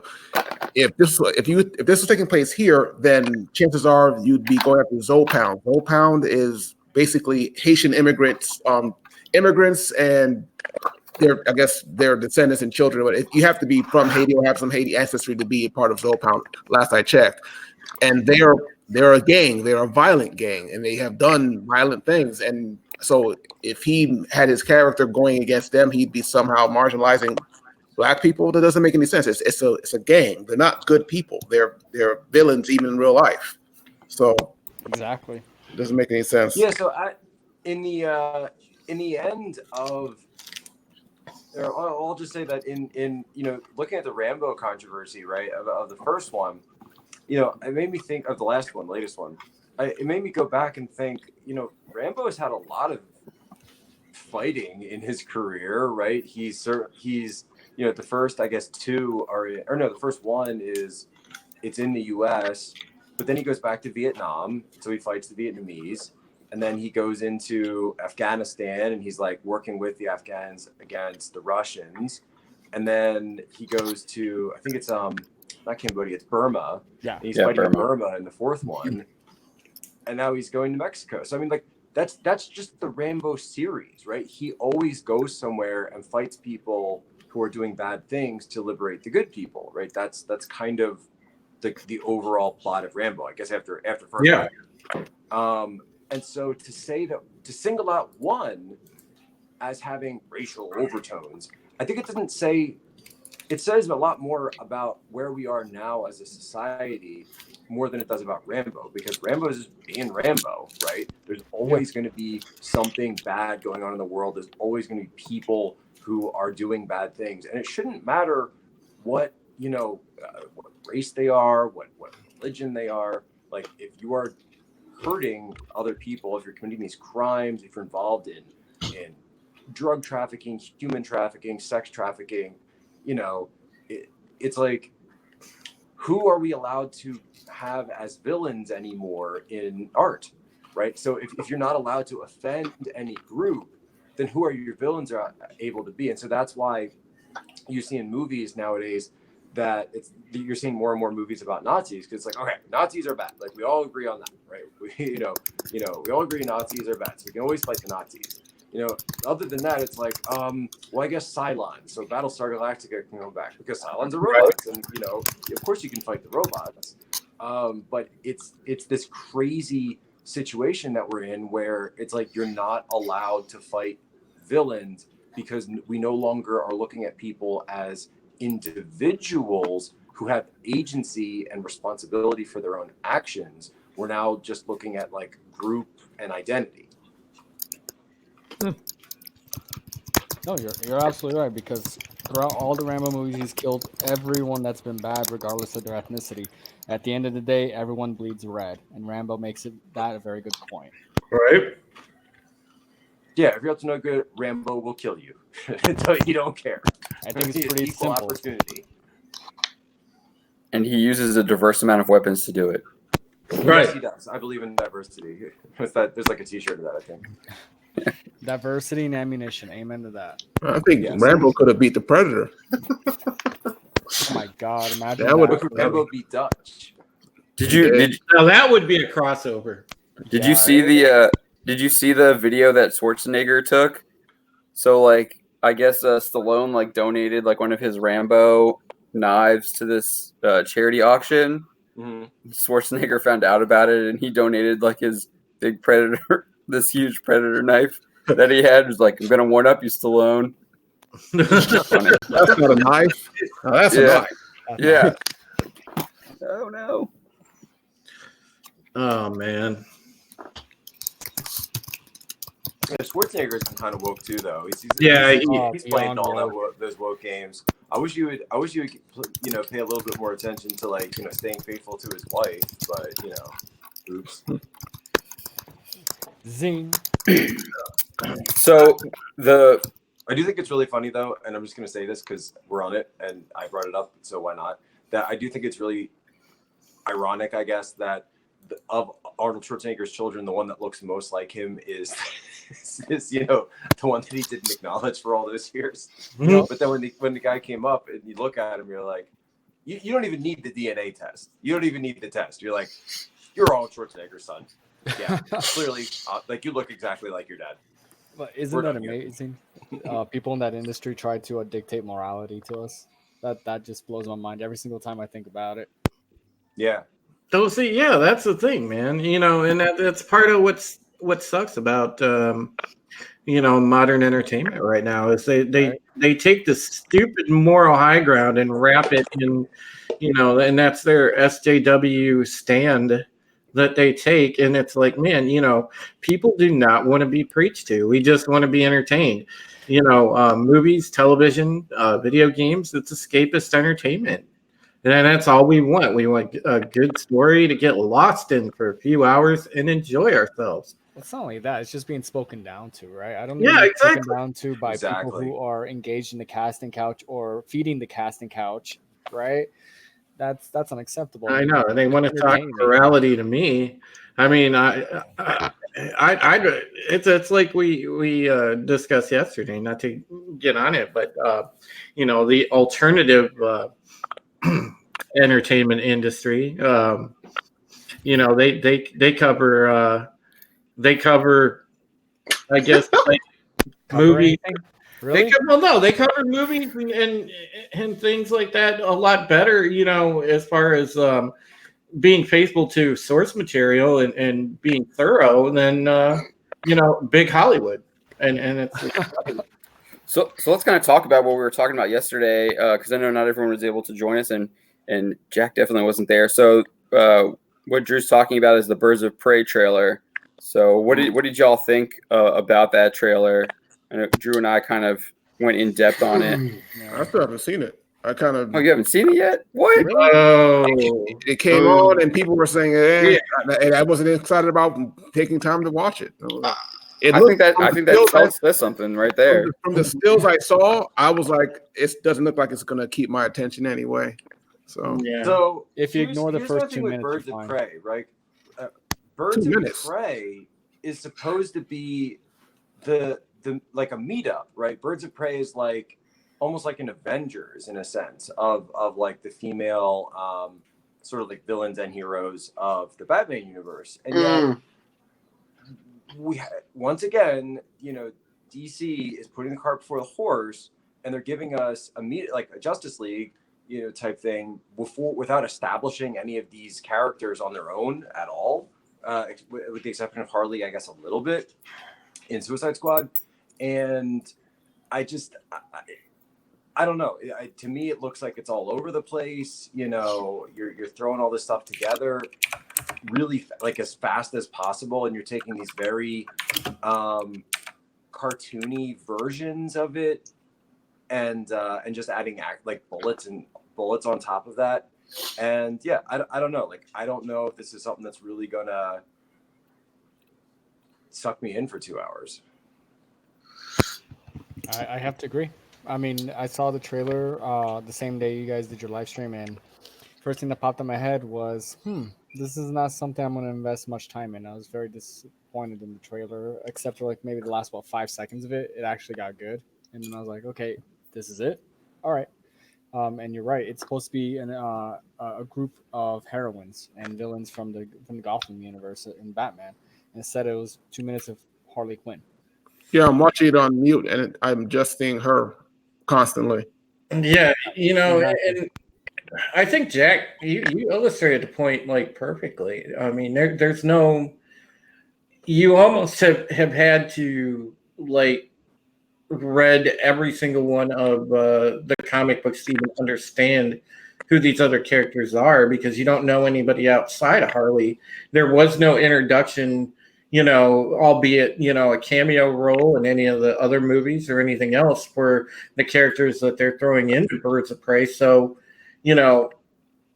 nobody, if you're just like the average fan going that might be just a DC movie fan, you're going to be scratching your head because you're going to be like, who are these people? Yeah, so I actually talked to my wife about that, because she's not a big comic book fan, and she doesn't really know the characters at all. And the only character she recognized was Harley Quinn. She had no idea who any of the other characters were or who they were. She also she made it a point that she did not like Ewan McGregor, and was like, "Why is he in it?" She just was like, "Why is he even in this film? Like, what is he doing in it?" He's Black Mask, right? Yeah, he's playing Black Mask. So where's the Black Mask? Sweetheart. Can I want the wife's perspective real quick. So you love Margot Robbie, right? Like, you're a huge Margot Robbie fan. Yeah, Tanya's been sitting here the whole time. So have you seen that movie where she plays Harley Quinn? She's got like all that white makeup on her. Does that look appealing to you? Nope. At all? There it is. And it's like, Case closed. I know she's probably trying to like step out of the box and do different roles where she's not pigeonholed into one, just a cute blonde walking around. But I don't think that's a good direction for her to go. Yeah, it's like you gotta have Margot Robbie, who's one of the most fantastic actresses. She's gorgeous. She's got a super hot brand right now, and then you just kind of cover her up in all this stuff, and just it's so weird, right? Mm-hmm. I don't like the look at all. I'm going to put that out right now. There's something about it that just kind of turns me off. Yeah, John and I were talking about that yesterday when we were doing the stream for the trailer. Like, the costumes look so off. I mean, there's no signature Harley whatsoever. I loved Harley Quinn as a character in like everything else she's ever been in, right? I don't know, something about the adaptation that's just like weird and wrong. And the thing about Harley Quinn is we owned her first. Most of these people weren't around when she debuted in the animated series. We owned this character first. She was one of ours first, and then she shows up later down the line as Margot Robbie, and all of a sudden she's this symbol, and everyone's attaching onto her. And it's like she's been around for longer than half of you guys have been alive. So I don't understand what the problem is, or why you think that anyone who doesn't like what happened in a movie doesn't like the character. And Don, go ahead. Don, what did you think? A lot of the stuff that Jack was saying is true. They have this Avengers type film, but I didn't even notice who Huntress was, and I had to like pause it to find out. Oh, the chick on the motorcycle. Oh, she has a little bow and arrow thing. Crossbow. Yeah. And I didn't know that was her. Okay, that is her. You guys are comic book fans. You don't even know that it's her. The only reason I know it's her is because I've been following the news that like Elizabeth Winstead is Huntress. That's the only reason I know. Is that who that was? Yeah, it's Elizabeth Winstead is playing Huntress. All I saw was Margot Robbie the whole time. And she's barely in there. And Juicy's sister. That's all I saw. So. I remember that Huntress on Arrow at one point, right? Yeah, she was on. I think season 2. I thought they did that. I thought they did it pretty well on Arrow. I loved her. She was the crazy girlfriend, right? Yeah, she was awesome on Arrow. Yeah, she's probably gonna be better on Arrow versus what we're gonna see in the movie. Yeah, I'm sure they should just make the Arrowverse into movies and leave it at that. You make a good case for that, Jack, because I wouldn't be surprised. Yeah. There's a lot of the TV portrayals of the characters that have worked out a lot better than the movie portrayals, for sure. Yeah. And not the recent seasons of Flash, though, please. Yeah, I've tuned out of. I'll be honest. I've tuned out of most of the CW stuff, but the early stuff on Arrow was really good. I loved Arrow in the early years. The first 2 seasons of Flash were good. Something about Arrow though, like the universe just got so big and complicated, and then I got married and I had a kid, and like I couldn't stick with it. Yeah, I gave up. Like I think I said it on the last stream. I was watching it this past season. I gave up sometime in the midpoint because there's this long on plot thread. They're after this guy named Dante. I've been watching it for 4 months, and I had no idea who Dante was, none at all, and I didn't care. I clocked out at Dante, and I was like, I'm done. I'm like, who the heck is Dante? I'm like Dante. Wait, Devil May Cry. I was thinking of the Inferno myself, but you're right. I agree with you, Philip. I was watching the show. I'm like, where are we going? What happened here? I felt kind of lost. Well, you could tell that it's one of those things where like they've gotten the wrong lesson from Marvel, the MCU, where the character has become everything, and the plot is just this secondary thing that you just throw in at the end, and you kind of paper over one fight scene to the next, or like one. But that's what the CW tends to do with its TV shows, though. I mean, Berlanti got greedy. All right. I mean, it's the same thing regurgitated every season on that show. CW tends to do that with their shows as they go on and get older. But that's one thing. You said something about the fight scenes. I will give them. Arrow probably has the best fight scenes on TV right now in terms of hand-to-hand fighting. Their choreography is great. But except with Dante. I don't know who Dante. I don't know what he looks like. Titans is really good. Titans has some really good fight choreography. I haven't watched that show. I kind of need to try one. Are we starting our own personal bounding into comics office meme? We're just gonna have a "Who is Dante" meme running around. You're not allowed to look it up. You're never allowed to look it up. I still don't. And even if I did, I wouldn't know where to really start. I don't know what he looks like. Does he have it? Is it what his agenda was? Why they're so afraid of him? I didn't understand what was happening. All right, book it, guys. We got the new meme. Who is Dante? Who's Dante? Who is Dante? So I think this is an interesting point that Script Doctor brings up. So I'm going to cover some faces here real quick. So Script Doctor says Arrow could have been a fantastic show with an old school lefty point of view to remind the crazies how bad the SJWs are, but they ditched that in favor of making Oliver dumb Batman. Yeah, he really is dumb. Nice. Yeah. That's so true. So yeah, I mean, I gotta follow that guy. Yeah, they even had Doctor's amazing. When they crossed over the Arrow with the upcoming Batwoman thing. They even had Oliver not believing that Batman even existed. I thought that was pretty funny. Like he's a myth. He doesn't really exist. Yeah. And it was like I thought that was pretty funny. But it's like I didn't understand how the universe worked at that point. It's like how if Batman did exist, how exactly does Arrow not know about it? But at the same time, you had this thing called the Triad that controlled all the crime in the country. But for some reason, they all showed up to like a shipping to watch a truck get packed. It was stupid. I didn't really. I gave up on that show, and I almost gave up on Black Lightning. I like Black Lightning, but it's getting really, really, really woke, and it's starting to annoy me. The daughter, what's her name? Thunder. She just talks incessantly about the dumbest they doubled things. down on that, then, huh? Yeah, but otherwise, the mother's kind of a crackpot. She's kind of on the crazy side, and the youngest daughter, she's just a big ball of problems. And if they can dial back on some of that, the show will be fine.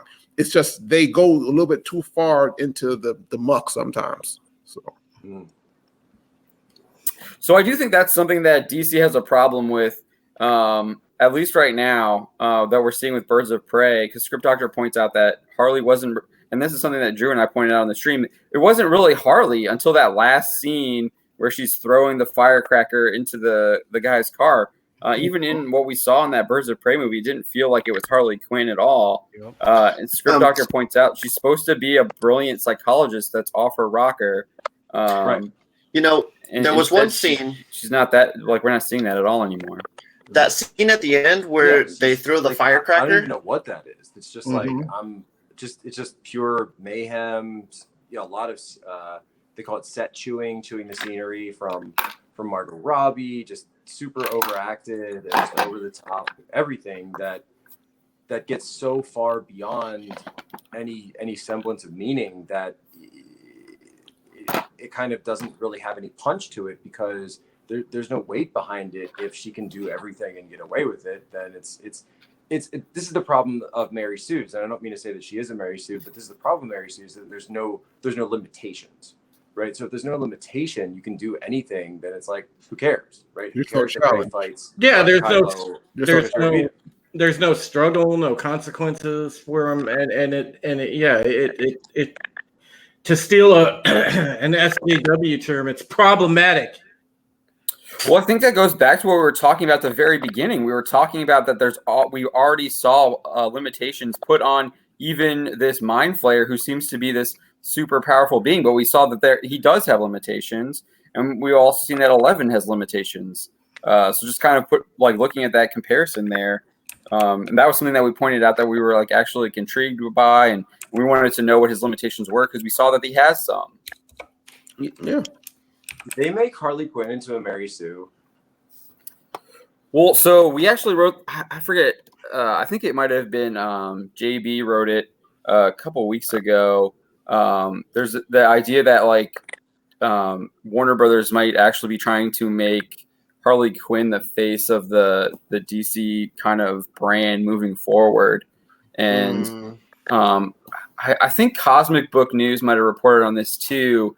It was I guess they asked Ann Sarnoff, who's the new executive over there at Warner Media or whatever, or Warner Brothers, one of those. It's either Warner Media or Warner Brothers or one of the subsidiaries. But they were asking her about the face of DC, and I think they asked Batman or Superman, and she was like Wonder Woman. I think Cosmic Book News said it was I said it was as a joke, but I don't. Was it really a joke? And then it kind of adds to this idea that there's this idea that Harley could be the face of DC. So, but yeah, I think Script Doctor makes a point. Well, J.J. Abrams allow that. I don't know.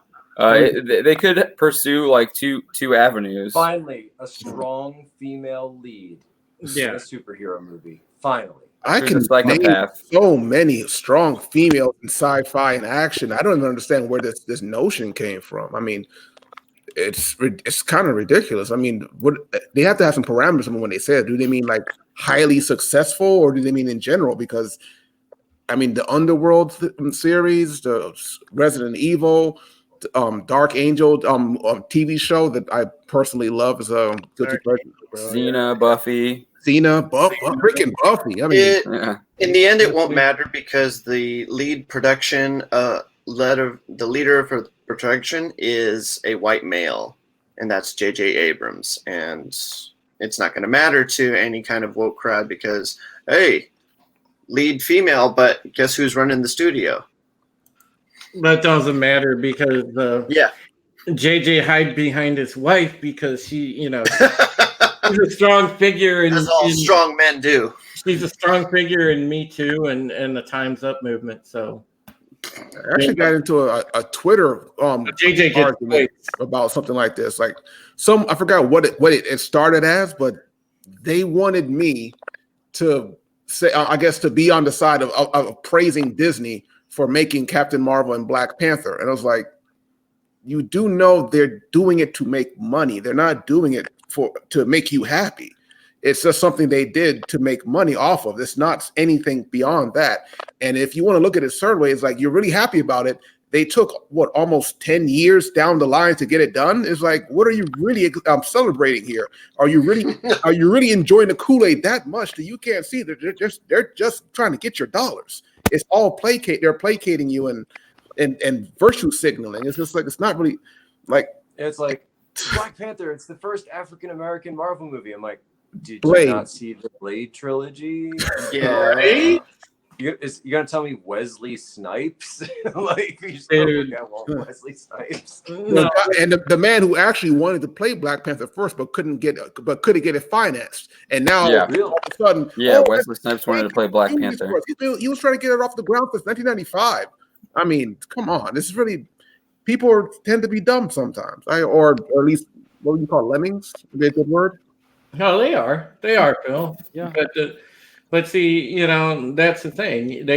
They come along now and they've co-opted all of entertainment, and they're co-opting the video games industry, and they want to act like that their quote unquote work and push for awareness and social justice is the defining in our history. So forget what's come before. Their work is the most important. And it's like, and it's just such a stupid, entitled way of thinking and stupid narrative that they put out there. And that's why I said, like we're talking about how stupid cancel culture is. Right now, you've got going on in DC, right there on Capitol Hill, the worst example of cancel culture that we have right at this very moment with the impeachment junk. I mean, it's a joke. But I mean, this is what we've devolved into because, it's all the quest for these people to say, our arguments are correct. Our way of thinking is correct. You're all wrong. And unfortunately, common sense in real life dictates that, hey, guess what? We're not wrong. I think it's less about being right or wrong and just accepting people have different opinions and live with that. People can't stand that you don't think the same way they do. For instance, I'm a Democrat, and it doesn't get in the way of me talking to you guys about comic books and TV and politics, because I understand that you and me aren't the same person. We have different outlooks and different upbringings and have come from a different culture. Things are different. And sometimes people, they can't accept that, and they expect me to agree with them on everything just because a card that I take with me to a voting poll says something that we're supposed to have the same opinion on whether Captain Marvel was the best thing since sliced bread, and it wasn't. It was mediocre. I did enjoy Black Panther. I enjoyed it a lot. But was it my favorite MCU movie? It wasn't even my top 5. It was. I mean, I was always stand by Captain America: Winter Soldier being the best comic book movie in the past 10 years, but that's just me personally. I don't know. But first one or Winter Soldier? Winter Soldier. So that's in my opinion. But people they don't like the idea of someone breaking their narrative, and it's just the way it is right now. And like I said, with Dave Chappelle doing what he did, hopefully people are breaking out of that and saying, no, we all don't have to be the same, and we all still get along. Yeah, I mean, it looks like Todd Phillips is trying to follow in that path with what he's been saying.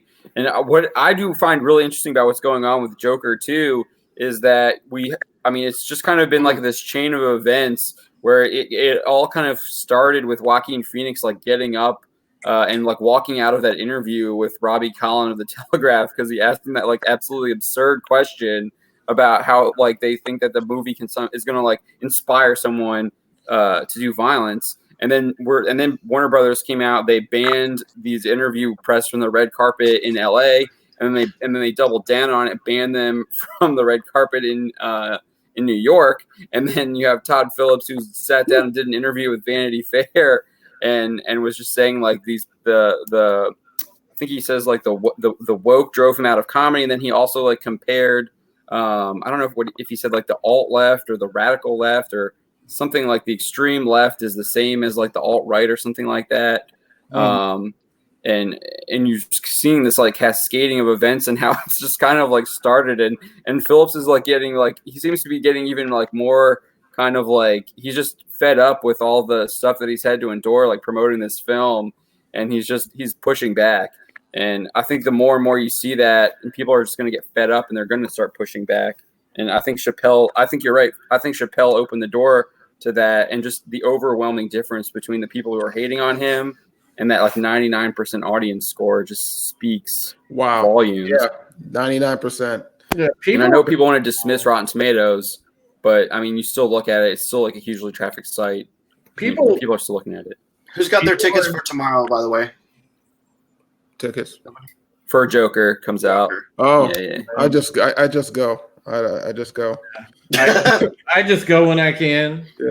Yeah. But the thing is you're right, John, because I was talking about this the other day when I was doing the stream on my personal channel. You know, the thing is there isn't going to actually be change affected until they feel it in the pocketbook, and once Hollywood starts continuing to bleed out money, which they already are, and then you've got the people coming out and being outspoken now.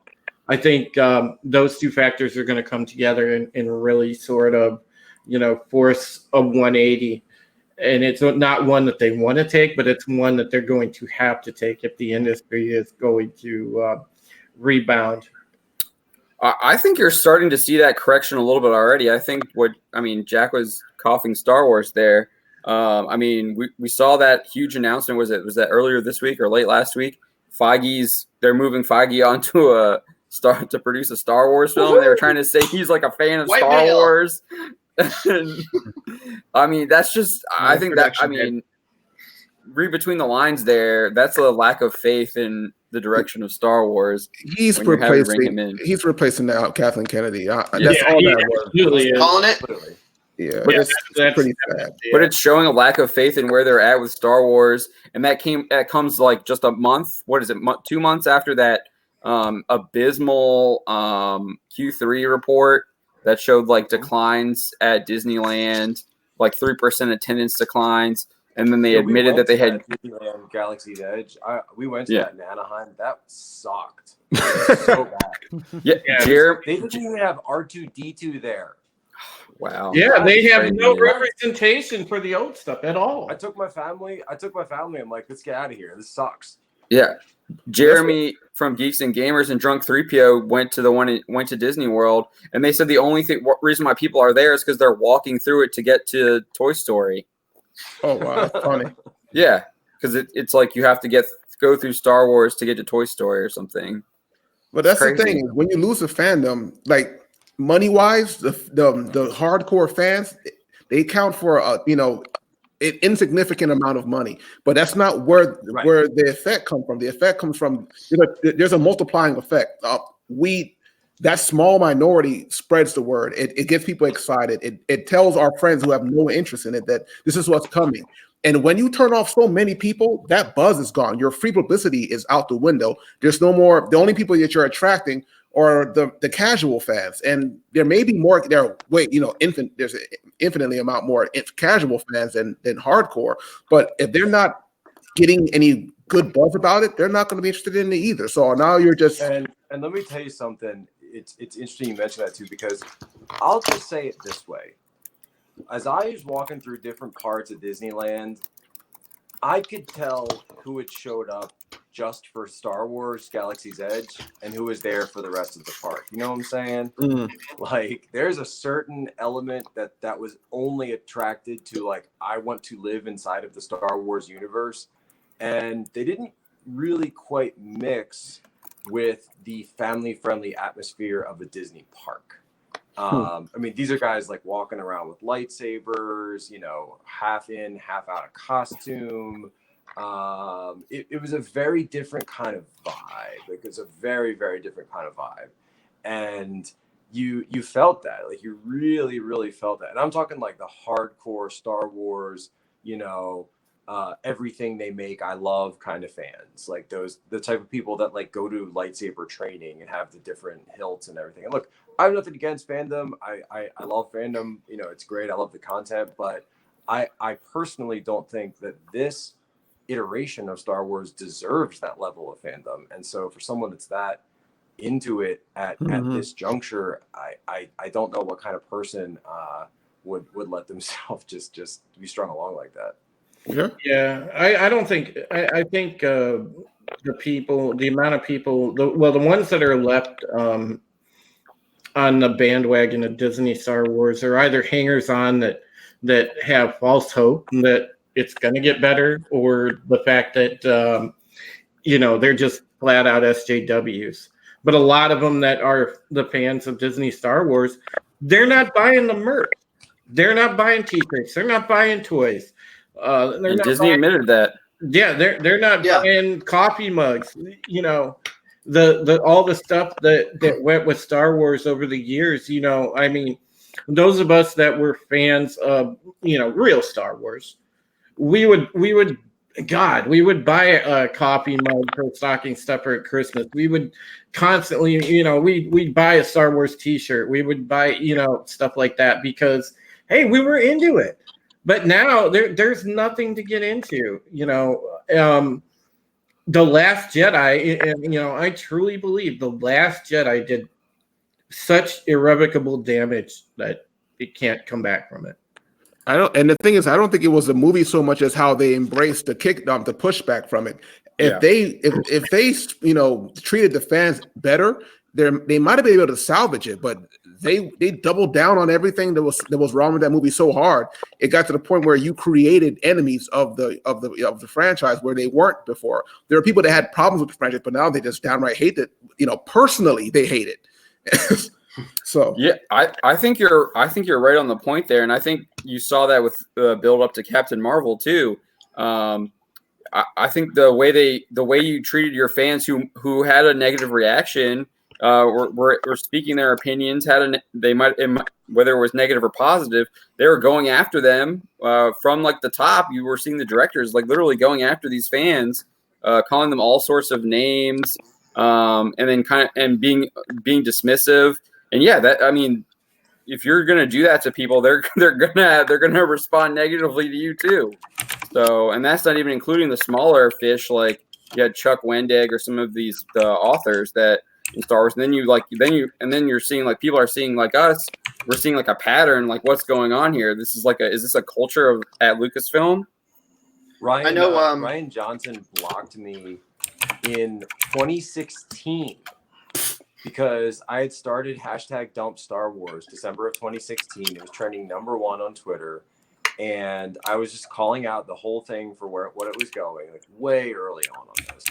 And because of those comments that the Rogue One, Gary Whittia writers had said about, the Empire stands for Donald Trump and his supporters and all the Nazis that they are and everything. It's like, what are you doing, guys? Like, why would you do that?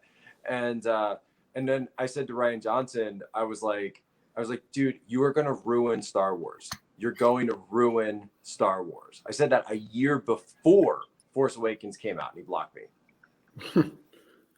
Okay, do you mean Last Jedi?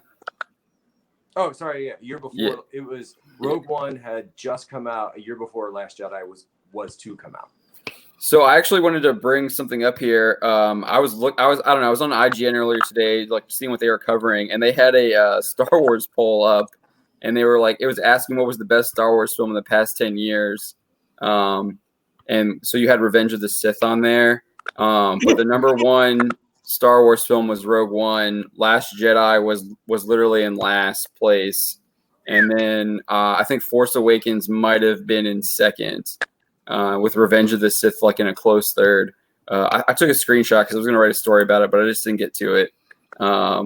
See if I can pull it up here. But yeah, I just thought that just speaks volumes right there. And that's IGN. That's a huge, absolutely massive site that covers like everything. Yeah, I think going into it, a lot of Star Wars fans that I talked to, they didn't like Last Jedi. The Last Jedi was a poison pill. I mean, the Last Jedi was a poison pill in the sense that it's tainted so much of the brand. It's tainted so much of the current iteration of Star Wars that the joke is that, like, depending on, how long you've been a fan of Star Wars, the joke is that, like, the Disney Star Wars films have made their prequels look good. Yeah, they really did, Jack. And I thought the prequels were okay, but the thing is, the prequels. I mean, the bigger thing is here, the point you just made is The Last Jedi, they ruined their own continuity. The Force Awakens, if you take it by itself, was a good start to wading back into the brand. I agree. But they ruined the continuity. The Last Jedi was absolutely positively awful. It didn't make any sense. It didn't address anything that happened in the previous movie. Watched a Star Wars movie before? Well, remember, they're saying he started writing it before the movie was done. Yeah, wasn't that weird? And he's like, no, JJ's just, giving me free reign to do what I want. It's like, wait, so is there a plan here, or like, and then he had that thing where he's like, oh, I just saw The Force Awakens and I changed a bunch of stuff in my story. I'm like, wait, no. Like, shouldn't y'all have been like, I don't know, collaborating this out as you were working? Was he not allowed to read the script from the movie before? Come on, it's like, it's so bizarre, man. It was so bizarre the approach they took with this, and him saying, oh, they gave me a total blank slate, they let me do whatever. Now there are some rumors, and it's really weird because, like, for as much hate as Rian Johnson gets, like, his movie Looper, I think, is great. His movie Brick, I think, is fantastic. I think it's a phenomenal film. And it's like, how do you take someone who made films that were so good at one point and turn out something like this? And, I guess the rumor is then, like, how much of a free hand was he really given, and how much of that was Kennedy / other executives telling him that to happen. Future. Mm-hmm. Well, I think we found out. I think we found out a lot with that Iger's like 15-year at Disney, even though he's only been there 14 years. His little memoir, where it sounded like he already, like, to me, when I read the piece where he was buying the treatments from George Lucas, that they had already kind of knew where they were going to go, at least with the first film, and they wanted to get those so that they could lock them up, store them in a vault, so no one would ever see them, so they couldn't compare them to whatever they already had in mind with the first film. And I think I don't know. I kind of believe what they say about the second one. It was just like a crapshoot, and Johnson said he could do whatever he wanted to. And then now JJ's saying, like, oh, I didn't. My plans for the third movie weren't derailed. Well, you weren't actually supposed to be the director for the third movie. It was supposed to be Trevorrow. So I'm pretty sure you definitely had to wing it after The Last Jedi.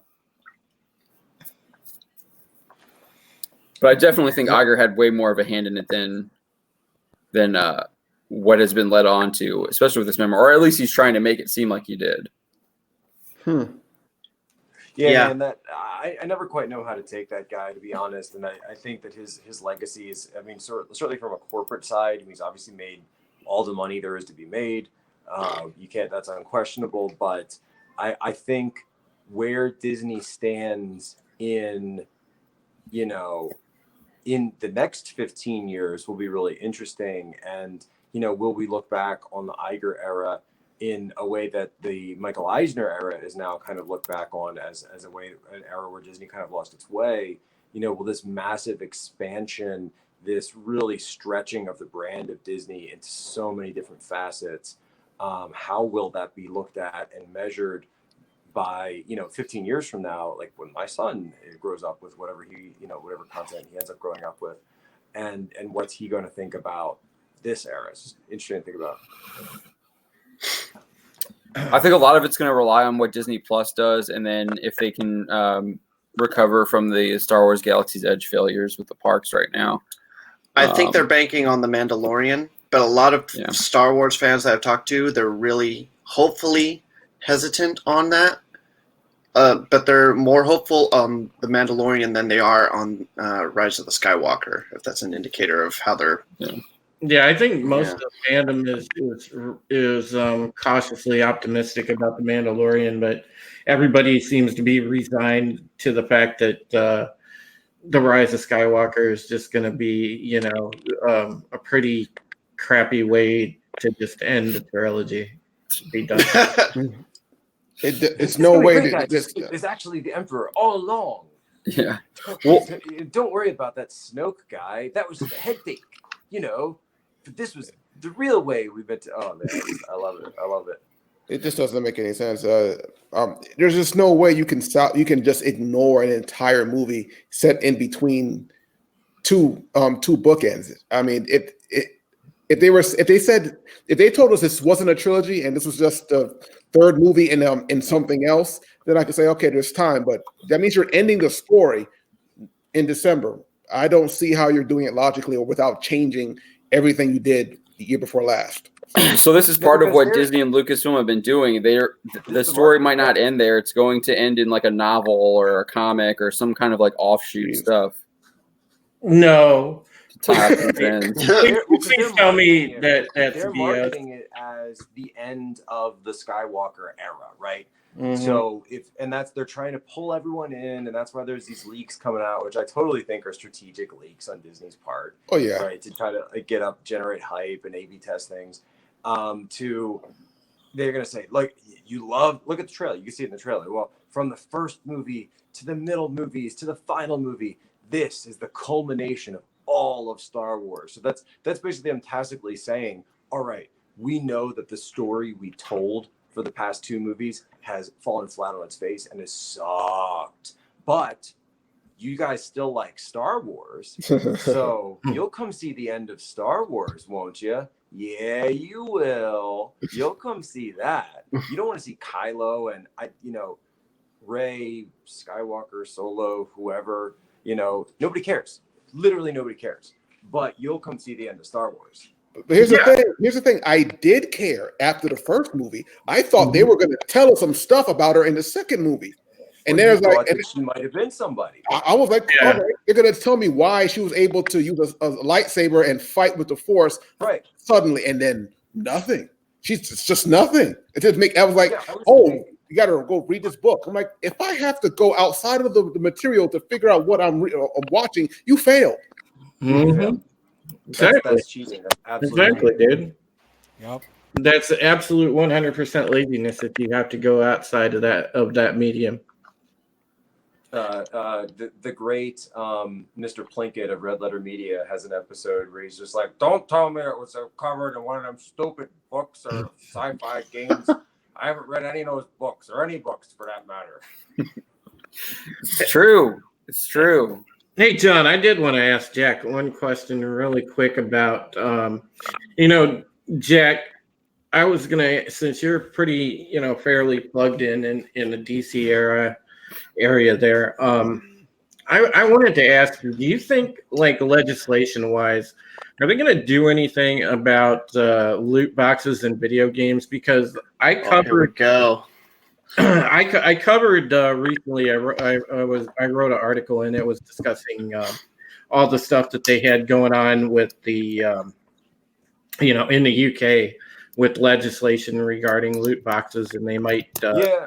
And you've seen some rulings made over in South Korea as well regarding this, and in China, obviously have a lot with gaming in general. But I've definitely heard things about it. It hasn't been something that I think has gotten like major traction, but I could really see it being something that's just quickly done as a rule change. Like it could bubble up to the point like the Juul thing did. And vaping, where it just pops off as like a departmental rule change at some point that says like, you guys can't do this. So you're saying we need to give Baron Trump, what was it? Star Wars Battlefront 2? Yes. Oh gosh, NBA 2K20. Just make it happen. Well, no, yeah, I think that they have to do something about that, though. There has to be some sort of regulation because I think definitely these corporations are getting crazy with it. The way that EA and 2K and some of the other companies, especially with stuff in the sports games and even like GTA with some of the stuff that they're doing, somebody's got to step in and regulate it because I mean it's predatory. It's really a predatory thing. Well, and not only that, but knowing government, if they can find a way to make money off of something, if they can find a way to get their cut, they're going to get it. Yeah, that's a good point too. All right, John. I mean, so we're at 2 hours, 5 minutes. Is there anything else anyone wanted to talk about? Any topics y'all wanted to bring up? Oh, I'm good. Other than the fact to say, just personally, man, this was an awesome panel. Was the new X-Men comic any good, guys? Was there a new one this week? Did you get it, Don? Don't get me started. Did you get it? So I tweeted out I DM'd Phil and I said, my comic book shop did not get their shipment today. Oh no. And I'm a comic book reader 1.0. I read it paperback. So I'm like, okay, I have to go digital. So yeah, I have yet to read it. So I'm gonna get it and I'm gonna read it in a second, but I've been hearing some stuff. It's oh yeah. Just rub it in my face, Philip. There you go. Who is that on the cover? That's Omega Red. Okay.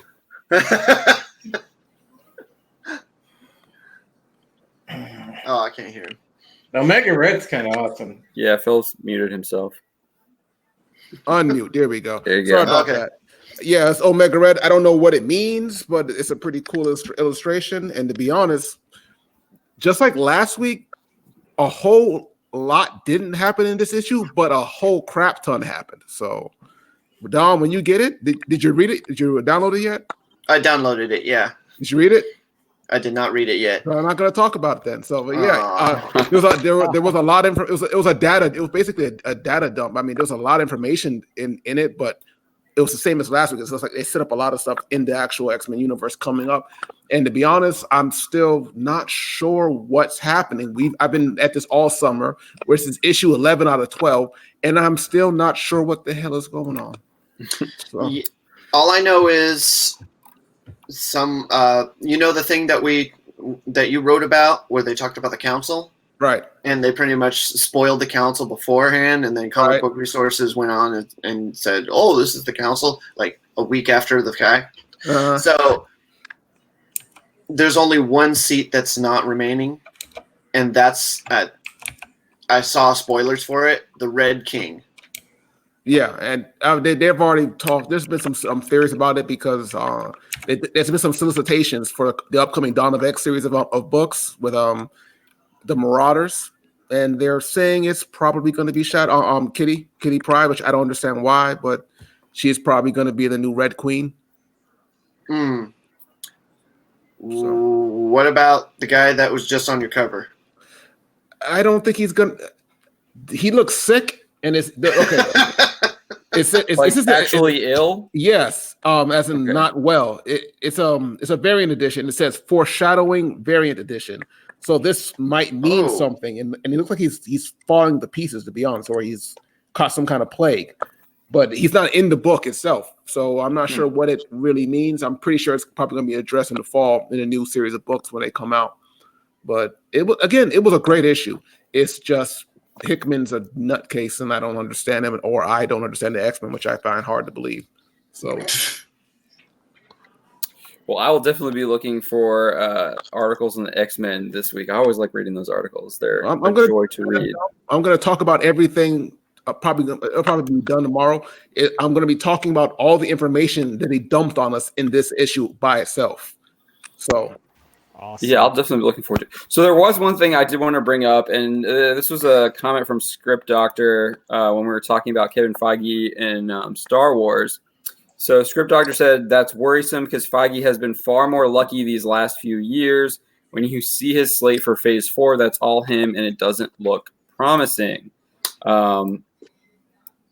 I actually kind of agree with this. If you look at Feige's producing credits, it's not just MCU. He was doing Spider-Man back with Sam Raimi. He was doing X-Men back in 2000. He was producing the X-Men as well under Donna Schuler.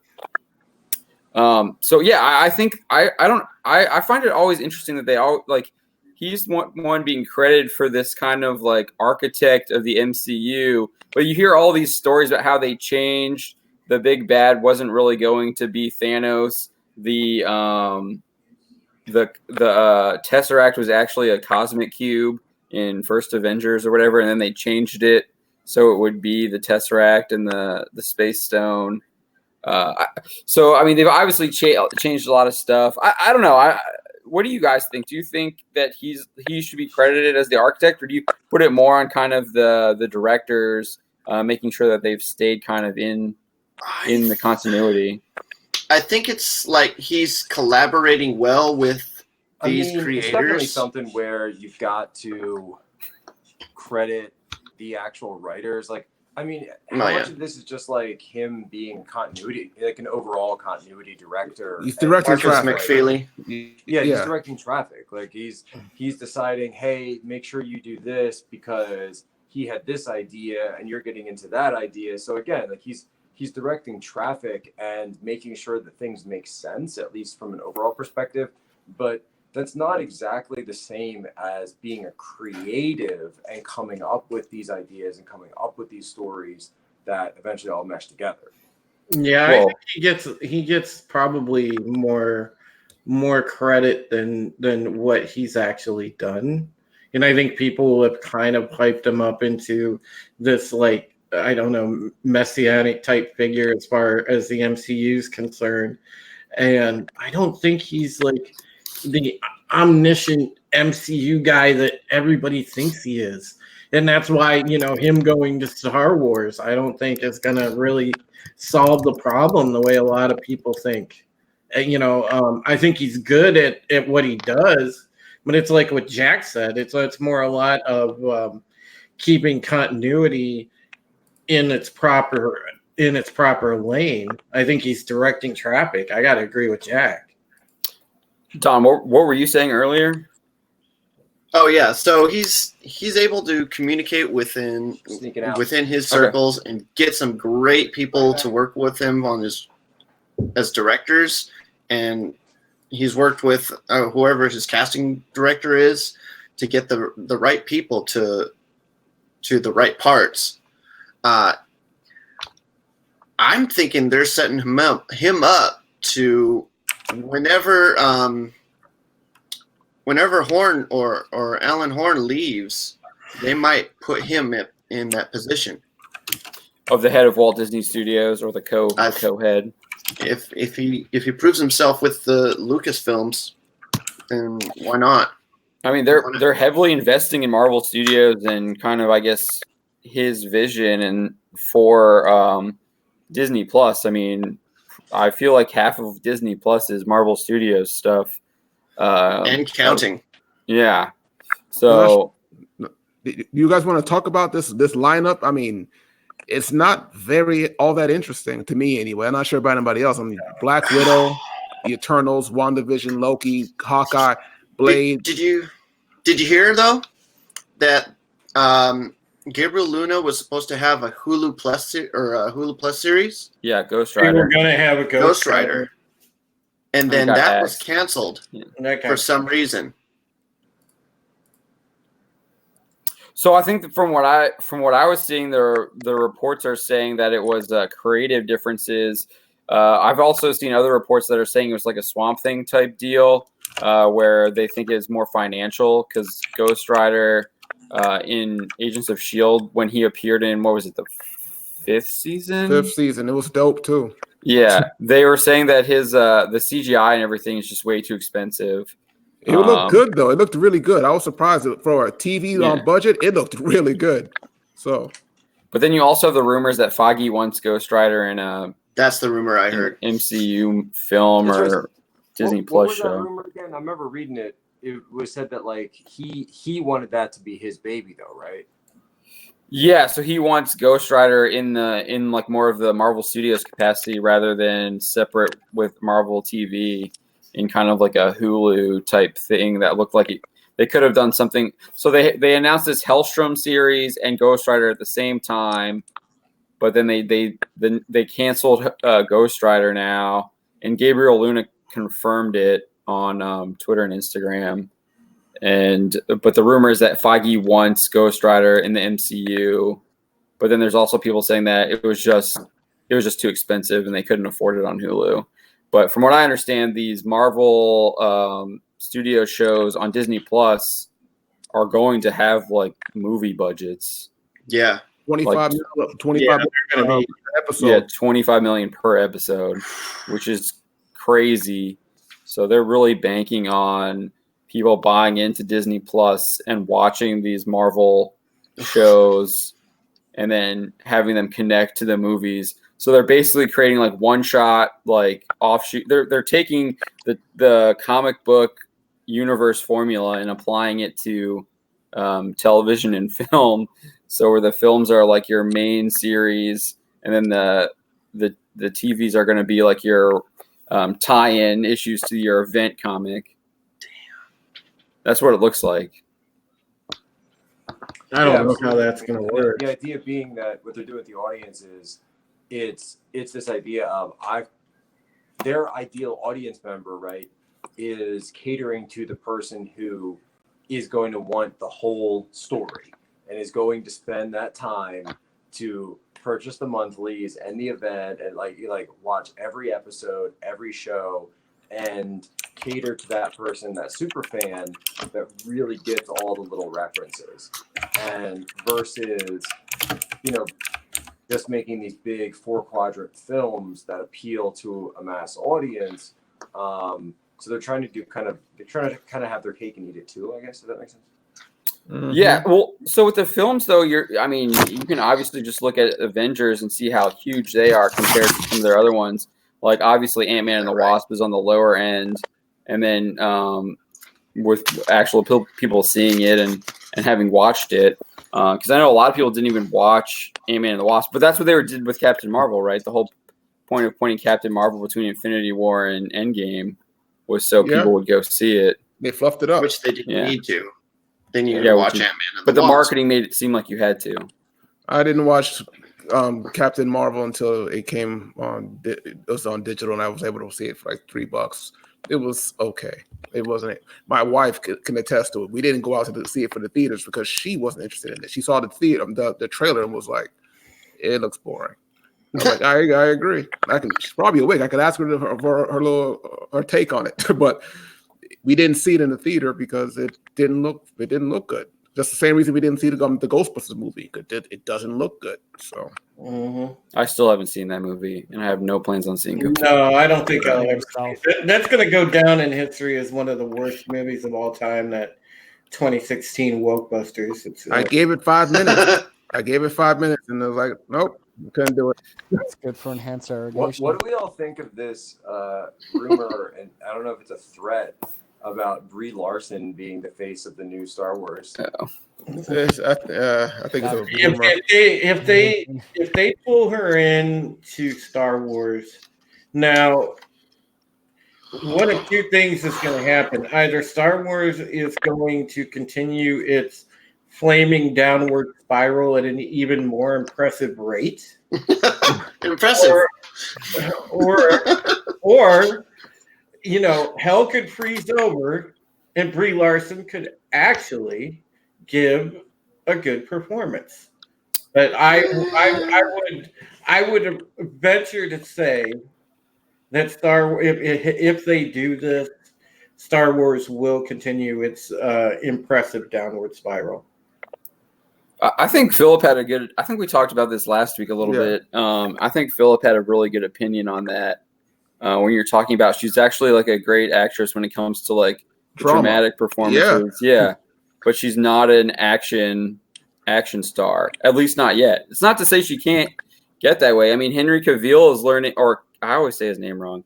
Henry Cavill learned a ton of stuff, and he's openly talks about it when he was on the set of Mission Impossible from Tom Cruise. He wasn't allowed to do a lot of his own stunts because he wasn't fully trained for it, and they weren't going to spend time training him over 6 months so he could like jump out of an airplane. Cruise actually jumped out of that airplane in that Mission Impossible Fallout. Did that stunt himself? Didn't he break? No, that was when he jumped over the. That was when he jumped over the building. Yeah, broke his foot. That was pretty funny.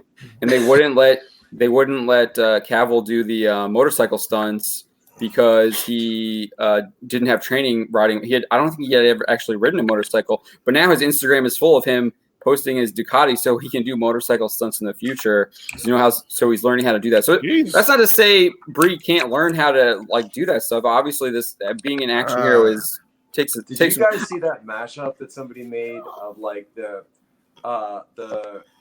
Brie Larson training versus the Alita training? I didn't. I haven't seen that. Was she pushing the Jeep up the hill? Was it in there? So they show Salazar, and she's just like fighting and hand to hand and everything she's doing, and then it's like Brie Larson, and she's like, and like some weights, and then she like eats a donut right afterwards, and it's just so like so low energy and boring and versus intense physical commitment, and it's like. The Alita actress, she has a presence to her. I've seen her in a couple movies before that movie, and she has an athletic presence to her. Yeah, Brie is such a small little dainty thing with a little itty bitty voice. I don't see her becoming, anything beyond what she already is. I mean, maybe her triceps get a little bit more, bigger than they are now, but I don't see her growing into. She's no Katie Sackhoff. Put it that way. Okay. Exactly.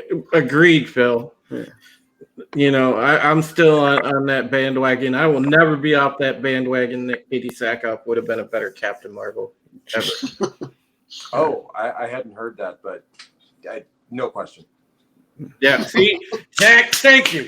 Everyone's on the same page on that one. The correct answer when people ask me Star Trek or Star Wars, I say the correct answer is Battlestar Galactica. Dude, Jack, you're now my new favorite person. Yes. I'll remember that, Drew. Achievement unlocked. Jorge doesn't forget. I'm like an elephant, man. I'll lose it by next week. Jorge, I'll send you candy, sugar. Oh, jeez. I'll tweet something stupid again. Snopes wrote an article about me this morning. That was fun. She's dreaming. I tweeted something stupid, and they got mad at me. Man, is that the Constitution thing? Yeah. I thought that was funny.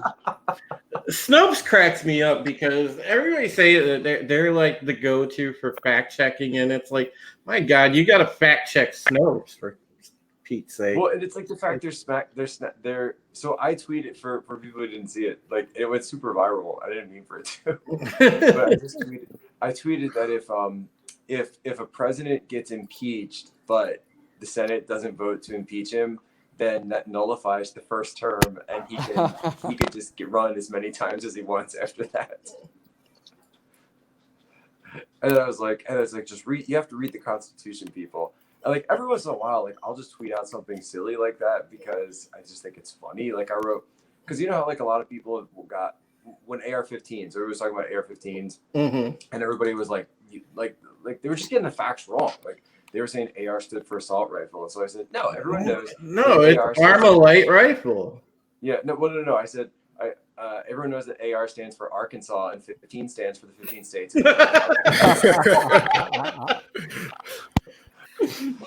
And then people were tweeting like, that's not. And then like all the like the gun guys were like, that's not true. 15 is the model number. And I said, yes, it is. Robert E. Lee invented it at the height of the Confederacy. like, no. And I was like, probably everyone who uses this gun, a little bit racist. Yeah. Stephen Ernest asked, was Hamill's tweet talked about? Yes. Yeah, we covered that a little earlier. Steven. Yeah, I want to say it was around the hour and a half mark. Yeah. Maybe around there. So yeah, you're talking about doing these troll tweets. I think that's exactly what the whole Brie Larson Star Wars thing is. I think it's just a troll. I hope it probably is, but I think at some point somebody is going to have her in one of the movies with a smaller role or a supporting role. I think she'll be in it, but she'll be in one of them, probably in a supporting role. I don't think she'll be. It's not impossible. What's his name? Paul Bettany, the guy that played Vision. He was in the Star Wars movie. I mean, right? It's the same studio, and when it comes to getting information from Disney, as Jack said, it was probably done on purpose because we don't know anything that we're not supposed to know. We didn't know jack about how Endgame was going to turn out. And this is the same studio. If they don't want you to know it, you're not going to know it. And if you heard something, they probably did it on purpose to see where the fandom was, was leading toward getting reactions and whatnot so they can plan out or at least, get ready for the reaction of it. So true. Yeah. They hid at Marvel Studios been really good at hiding that stuff, especially with both the Avengers movies. They hid that Mjolnir return with Captain America wielding that. The whole Professor Hulk kind of thing. I think that was speculated about. Well, they didn't hide it. It did get leaked by someone, but they hid it pretty well. I think that was like a week before. For clarity's sake, I kept posting it on my Instagram, and they kept copy striking me. Oh, really? So they didn't. Yeah. We had a whole story. Like I took screenshots of the video, and we did a whole play-by-play. Yeah, we had the video, but I didn't put the video. I think maybe the video is in there, but I took it and I did screenshots of it, and had a whole play-by-play of it. And Disney actually asked us to take it down, so we acquiesced because we didn't want to spoil the movie for everyone. But they didn't threaten to do anything. They just asked nicely, so we were nice about that. But there was an archive link of it too, so people who really wanted to see all that stuff, you could have found it. But yeah, so they do a pretty good job of hiding that stuff. There was still some stuff that we didn't know what was going to happen in Endgame, even with that short clip that we saw. You know what's so interesting about thinking about Rise of Skywalker and talking about Endgame? There was so much speculation about Endgame versus I don't see anyone speculating about Rise of Skywalker. No, neither.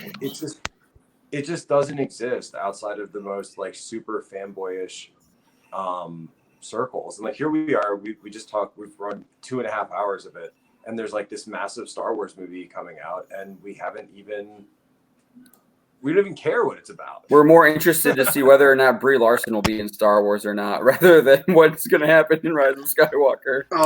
There's even been a question. It's some crap will happen and it won't really matter, and the end. No, I think that's telling. I mean, I know Gary at Nerdrotic has talked about it a lot. If you look at the Google Trends and Ichibaka on Disney Star Wars is dumb. If you look at those Google Trends for Rise of Skywalker, it's completely flat. There's zero spikes at all. Really? Yeah, it's crazy.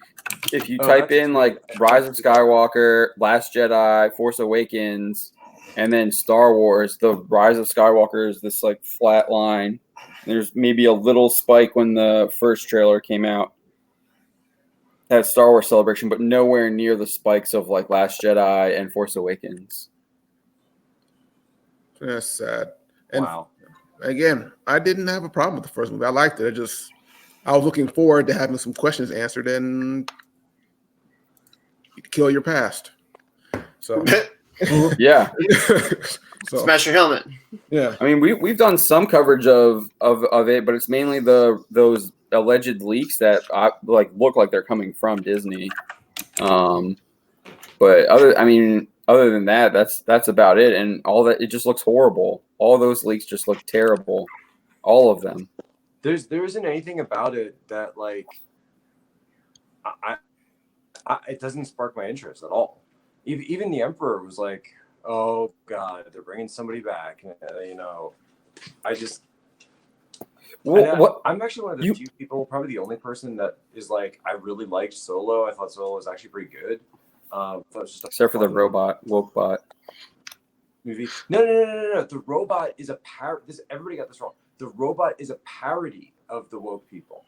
Oh, if you look at it that way, it's hilarious. Maybe. I don't buy it. I don't buy that. No, that robot is definitely not a parody. Like, what can we do? How are we going to get out of this? What do you guys need? She's like, we need equal rights for robots. And everyone just kind of looks at her, and they're like, shut up, robot. And like they go back to like fighting the bat. Like, I don't know. Like to me, it just came across like a parody. So the person who played the woke bot is writing James Bond, and what the stuff she's been talking about they brought her on for rewrites, and how she's been talking about James Bond. I don't think her robot was a parody at all. Ended as a parody. But I don't know. Just to me, that's how it came across, and I just cracking up every time. That's great headcanon. Yeah. That's great headcanon. That's a hell of an It might be headcanon. Well, no, there was a rumor out there that who is it? Phil Lord and Miller. Yeah. For Solo. The guys who got fired. There was a rumor out there. It's not just headcanon that they had intended for her to be a parody of Kathleen Kennedy. But then Kathleen Kennedy and that's why they got canned. Okay, that's interesting. That would have been brilliant. I need this confirmed. That would have been brilliant, dude. Oh my God, that would have been brilliant. Right, it's like they were trying to like slip it in, as the rumor goes, they were trying to slip it in so that nobody would notice, but that it was supposed to be a parody of Kathleen Kennedy. As like a total troll right there in the movie. That's why they were taken out of the film. Perfect. Which is epic. Which is absolutely epic. And if that would have snuck in, that would have been great. So if you watch it thinking that, like, you end up actually really liking it. I mean, I enjoyed Solo. I'm not gonna lie. I was surprised. I think the reason why you saw it so low on that screenshot from that IGN poll earlier is because I just don't think people watched it. It followed a bad movie. Yeah. Yeah. So I think that hurt it. But I watched it. It was enjoyable for the most part. I watched it at home. It was okay. I didn't have a problem with it. I liked it as much as I liked The Force Awakens, I guess. I didn't find it offensive. Again, I'm a casual Star Wars fan. I like Star Wars from afar. I don't even think I watched the original movie all the way through in one sitting yet as an adult. So, yeah. I was gonna say, as a kid, yeah. No, as a kid, no. Watched that whole thing, front and back, whenever it showed up on TNT as reruns. So yeah, my association with the franchise is, it's casual.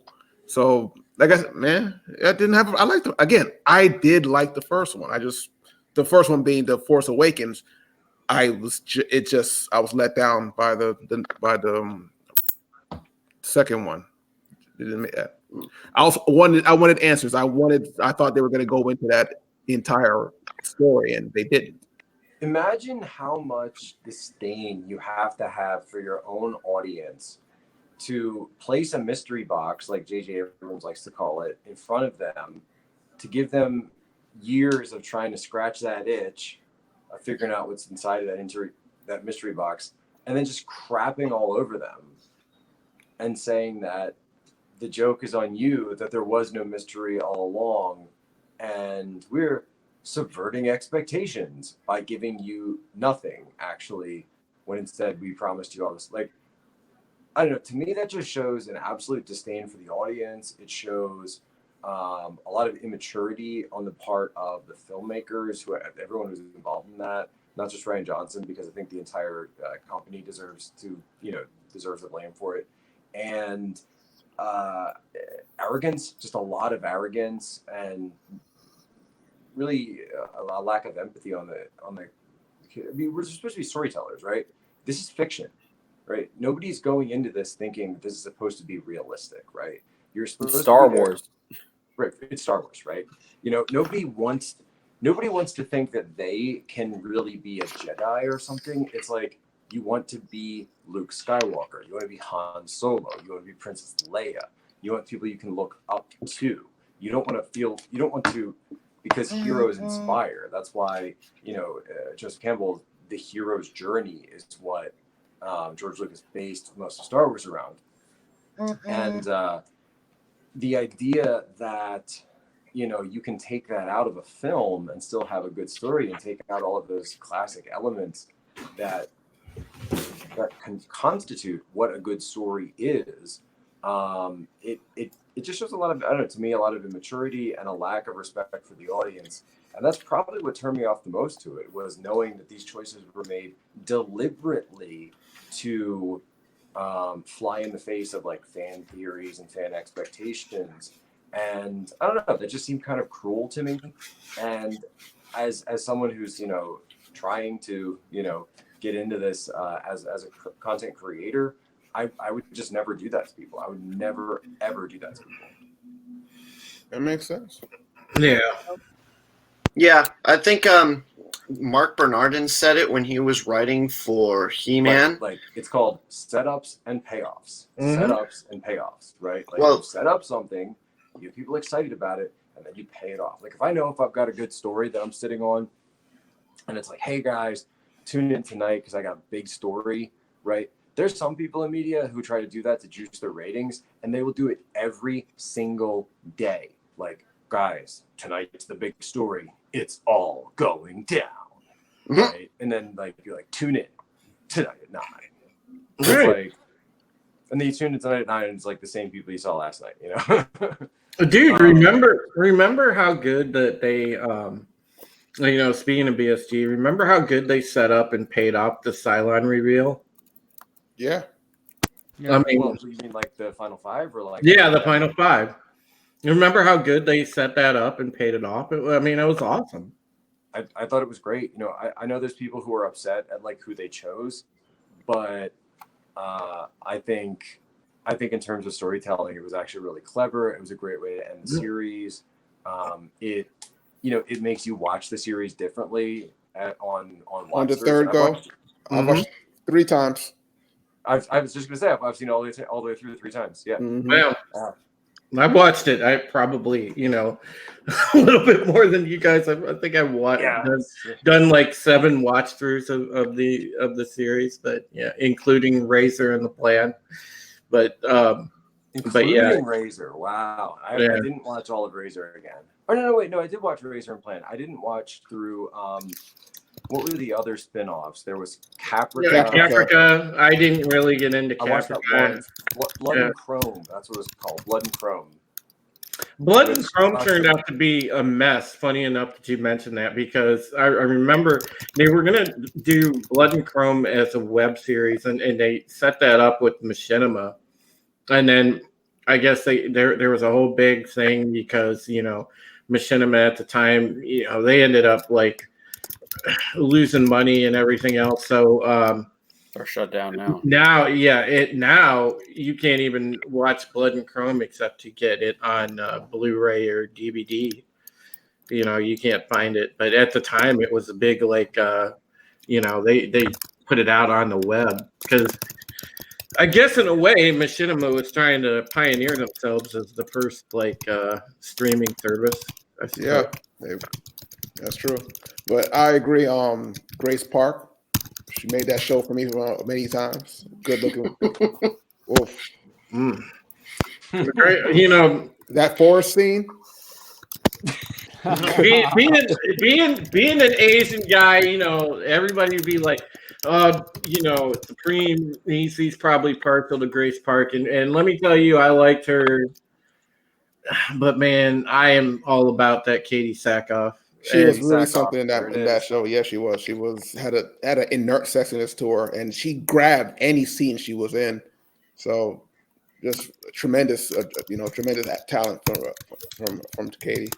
But I think I'm partial to Katie and also to Trisha Helfer because I met them in person back in 2013 at a charity event here, in my local area, and since I met them in person, I think I am a little more partial to them because they weren't the typical. When you think of actors, they weren't the typical. Fool of themselves type of Hollywood types. You would think they were very down to earth, approachable, and talk to you like a next door neighbor. And I talked to them collectively for about a half an hour, and they just that's cool. Yeah, it was awesome. And I love when people are like that. They signed my BSG shirt. They took a picture with me, and my mom, who I take care of, she's elderly and she doesn't get out of and stuff like that. She's very sick because she has cancer. So I had called my mom. My mom's a huge BSG fan. I called her from the event and said, "Mom, you'll never guess who I got to see." Katie Sackhoff was standing not too far away from me, and she said, "Hey," she said, "Are you talking to somebody?" I said, "Yeah, I'm talking to my mom. She's a huge fan." And she said, "Oh, hey, let me say hi." She grabs my cell phone, gets on the phone, talks to my mom for like 10 minutes, and absolutely made her friggin' decade by doing that. That's awesome. That's cool. I haven't been able to meet any of my heroes yet. The only person I think I'd really fan out about is probably Avery Brooks, Captain Cisco. Yeah, absolutely. If I ever met Avery Brooks, yeah. So I had a buddy in the Navy who took I think it was a screenwriting class from Avery Brooks at Rutgers. Oh, lucky man. He said that he was the biggest pain in the behind of a professor that you could ever have. I could believe that. He seems like he would demand a lot of you. I can believe that. Yeah. Yeah. He said, he was like, dude, he would ride us all day long. Like that's exactly how he was. I can believe that. I've seen him do different panels with not many and interviews. He seems like a taskmaster. Like I'm here and you're gonna come up to me. I'm not coming down to you. You're coming up here, and I won't be happy until you're up here with me. That makes him awesome. No, precisely. I actually think that Cisco may be like, and I say this as a former Navy officer, like actual military officer, like Cisco may be actually the most effective of all of the captains in Star Trek. I think I agree. It's my vote. Military terms. I think it's because of that it's because they let him be human. He wasn't perfect. He made mistakes, and or walking in the pale moonlight. I mean, geez. I mean, or the time he went after his old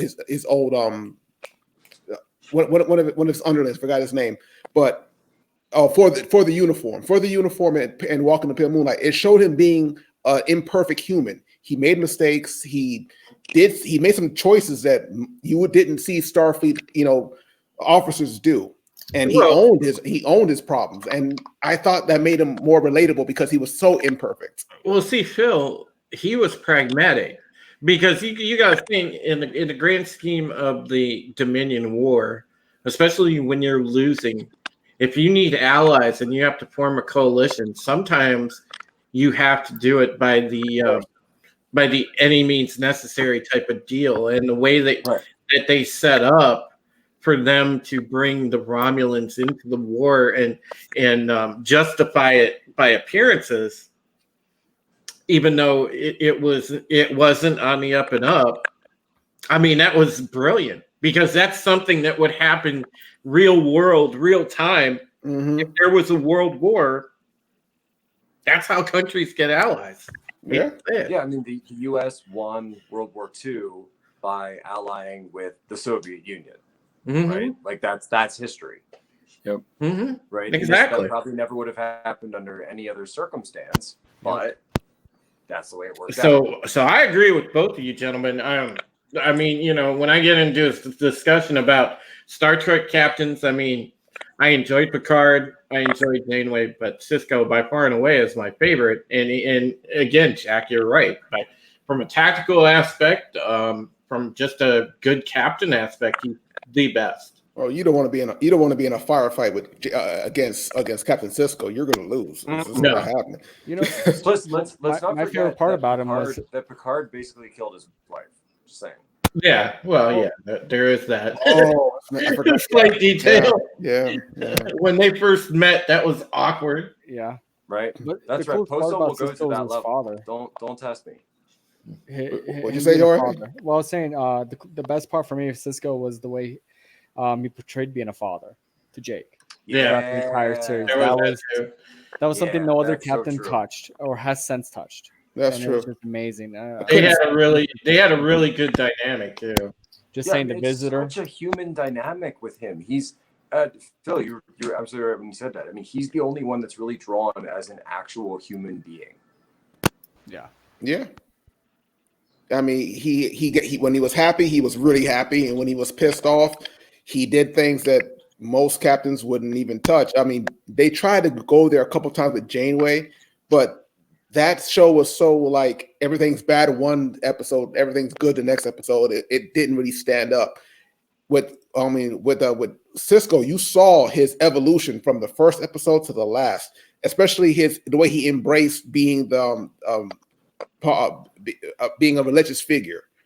And in the beginning, he wanted no part of it. By the end, he was embracing it so much that he let it control his life to the point where he put all his faith into it. And being a Christian, I can relate to that part of his character. You know, that walk. It's something that's, again, it's human, and I appreciate the what they did with that character. So, Sisko turned out to be the space pope. He was a good one. Oh, well, all right, gents. Are we calling it here? Yeah, we went really long tonight. Thank you, Jack, for joining us. It was great. We'll have to get you back on again sometime soon. So we do this every Wednesday night at 9 p.m. here on the Bounty Unit Comics channel. I also do usually on Fridays. I will do a review of Titans season 2. That will not be happening this Friday, as I will be on a train to New York Comic Con. So I'm looking to probably do that on Monday. So look for episode 5 review on Monday. And then we'll be looking to do some more shows up here in the future. We're going to look at doing The Mandalorian, definitely for Disney Plus, and then doing some stuff with The Expanse as well when we get that back on Amazon. I know Drew's looking forward to Eastern time, Steven, 9 Eastern time. I'm not sure what time I'll do Titans. I usually do it like around 11 a.m. Eastern time. But I know Drew wants to do some Battlestar Galactica, so we'll have him on here doing some Battlestar Galactica reviews. And maybe if we get if we get some new gargoyles, Philip will be doing some gargoyle stuff. But what do you have going on, Jack? Obviously, you have the Poso Indiegogo. What time are you on OAN? So OAN, I've got more of like a segment kind of deal where I produce news segments or interviews, and those just pop up throughout the day. So watch One American News, catch me there, and go to Indiegogo, back comic. Yep. Click. So Drew, you've been doing some stuff on your own channel as well. Yeah, make sure, guys. I'm starting to kind of wade into this YouTube game, so make sure you pop by my channel. Shoot me a sub. I've been doing live streams on there. I'm enjoying doing the live streams, playing around with the StreamYard stuff, and doing like off the cuff panels on stuff like we talk about on the Bounty channel. So if you're a fan, come on over there, spend some time with me. Many of you guys are regulars in the chat. I've already seen over on my channel. So, you're very likely to be asked to pop into the panel and join us. So, jump on in. So make sure you stop by my channel and sub. I don't really have a set time, but usually I will tweet it out ahead of time before I go live. So, just look for that. And, I appreciate the love and support, y'all. And always check out my writing on Bounding into Comics. Same as all these other wonderful gentlemen. We have a very talented writing staff. All right. Well, thank you all. We'll see you again next week. Y'all have a good one. Good night, guys. Night, guys. Thanks so much, guys. Really appreciate it. Thanks, Jack. We have Bartes, as we say in Poland.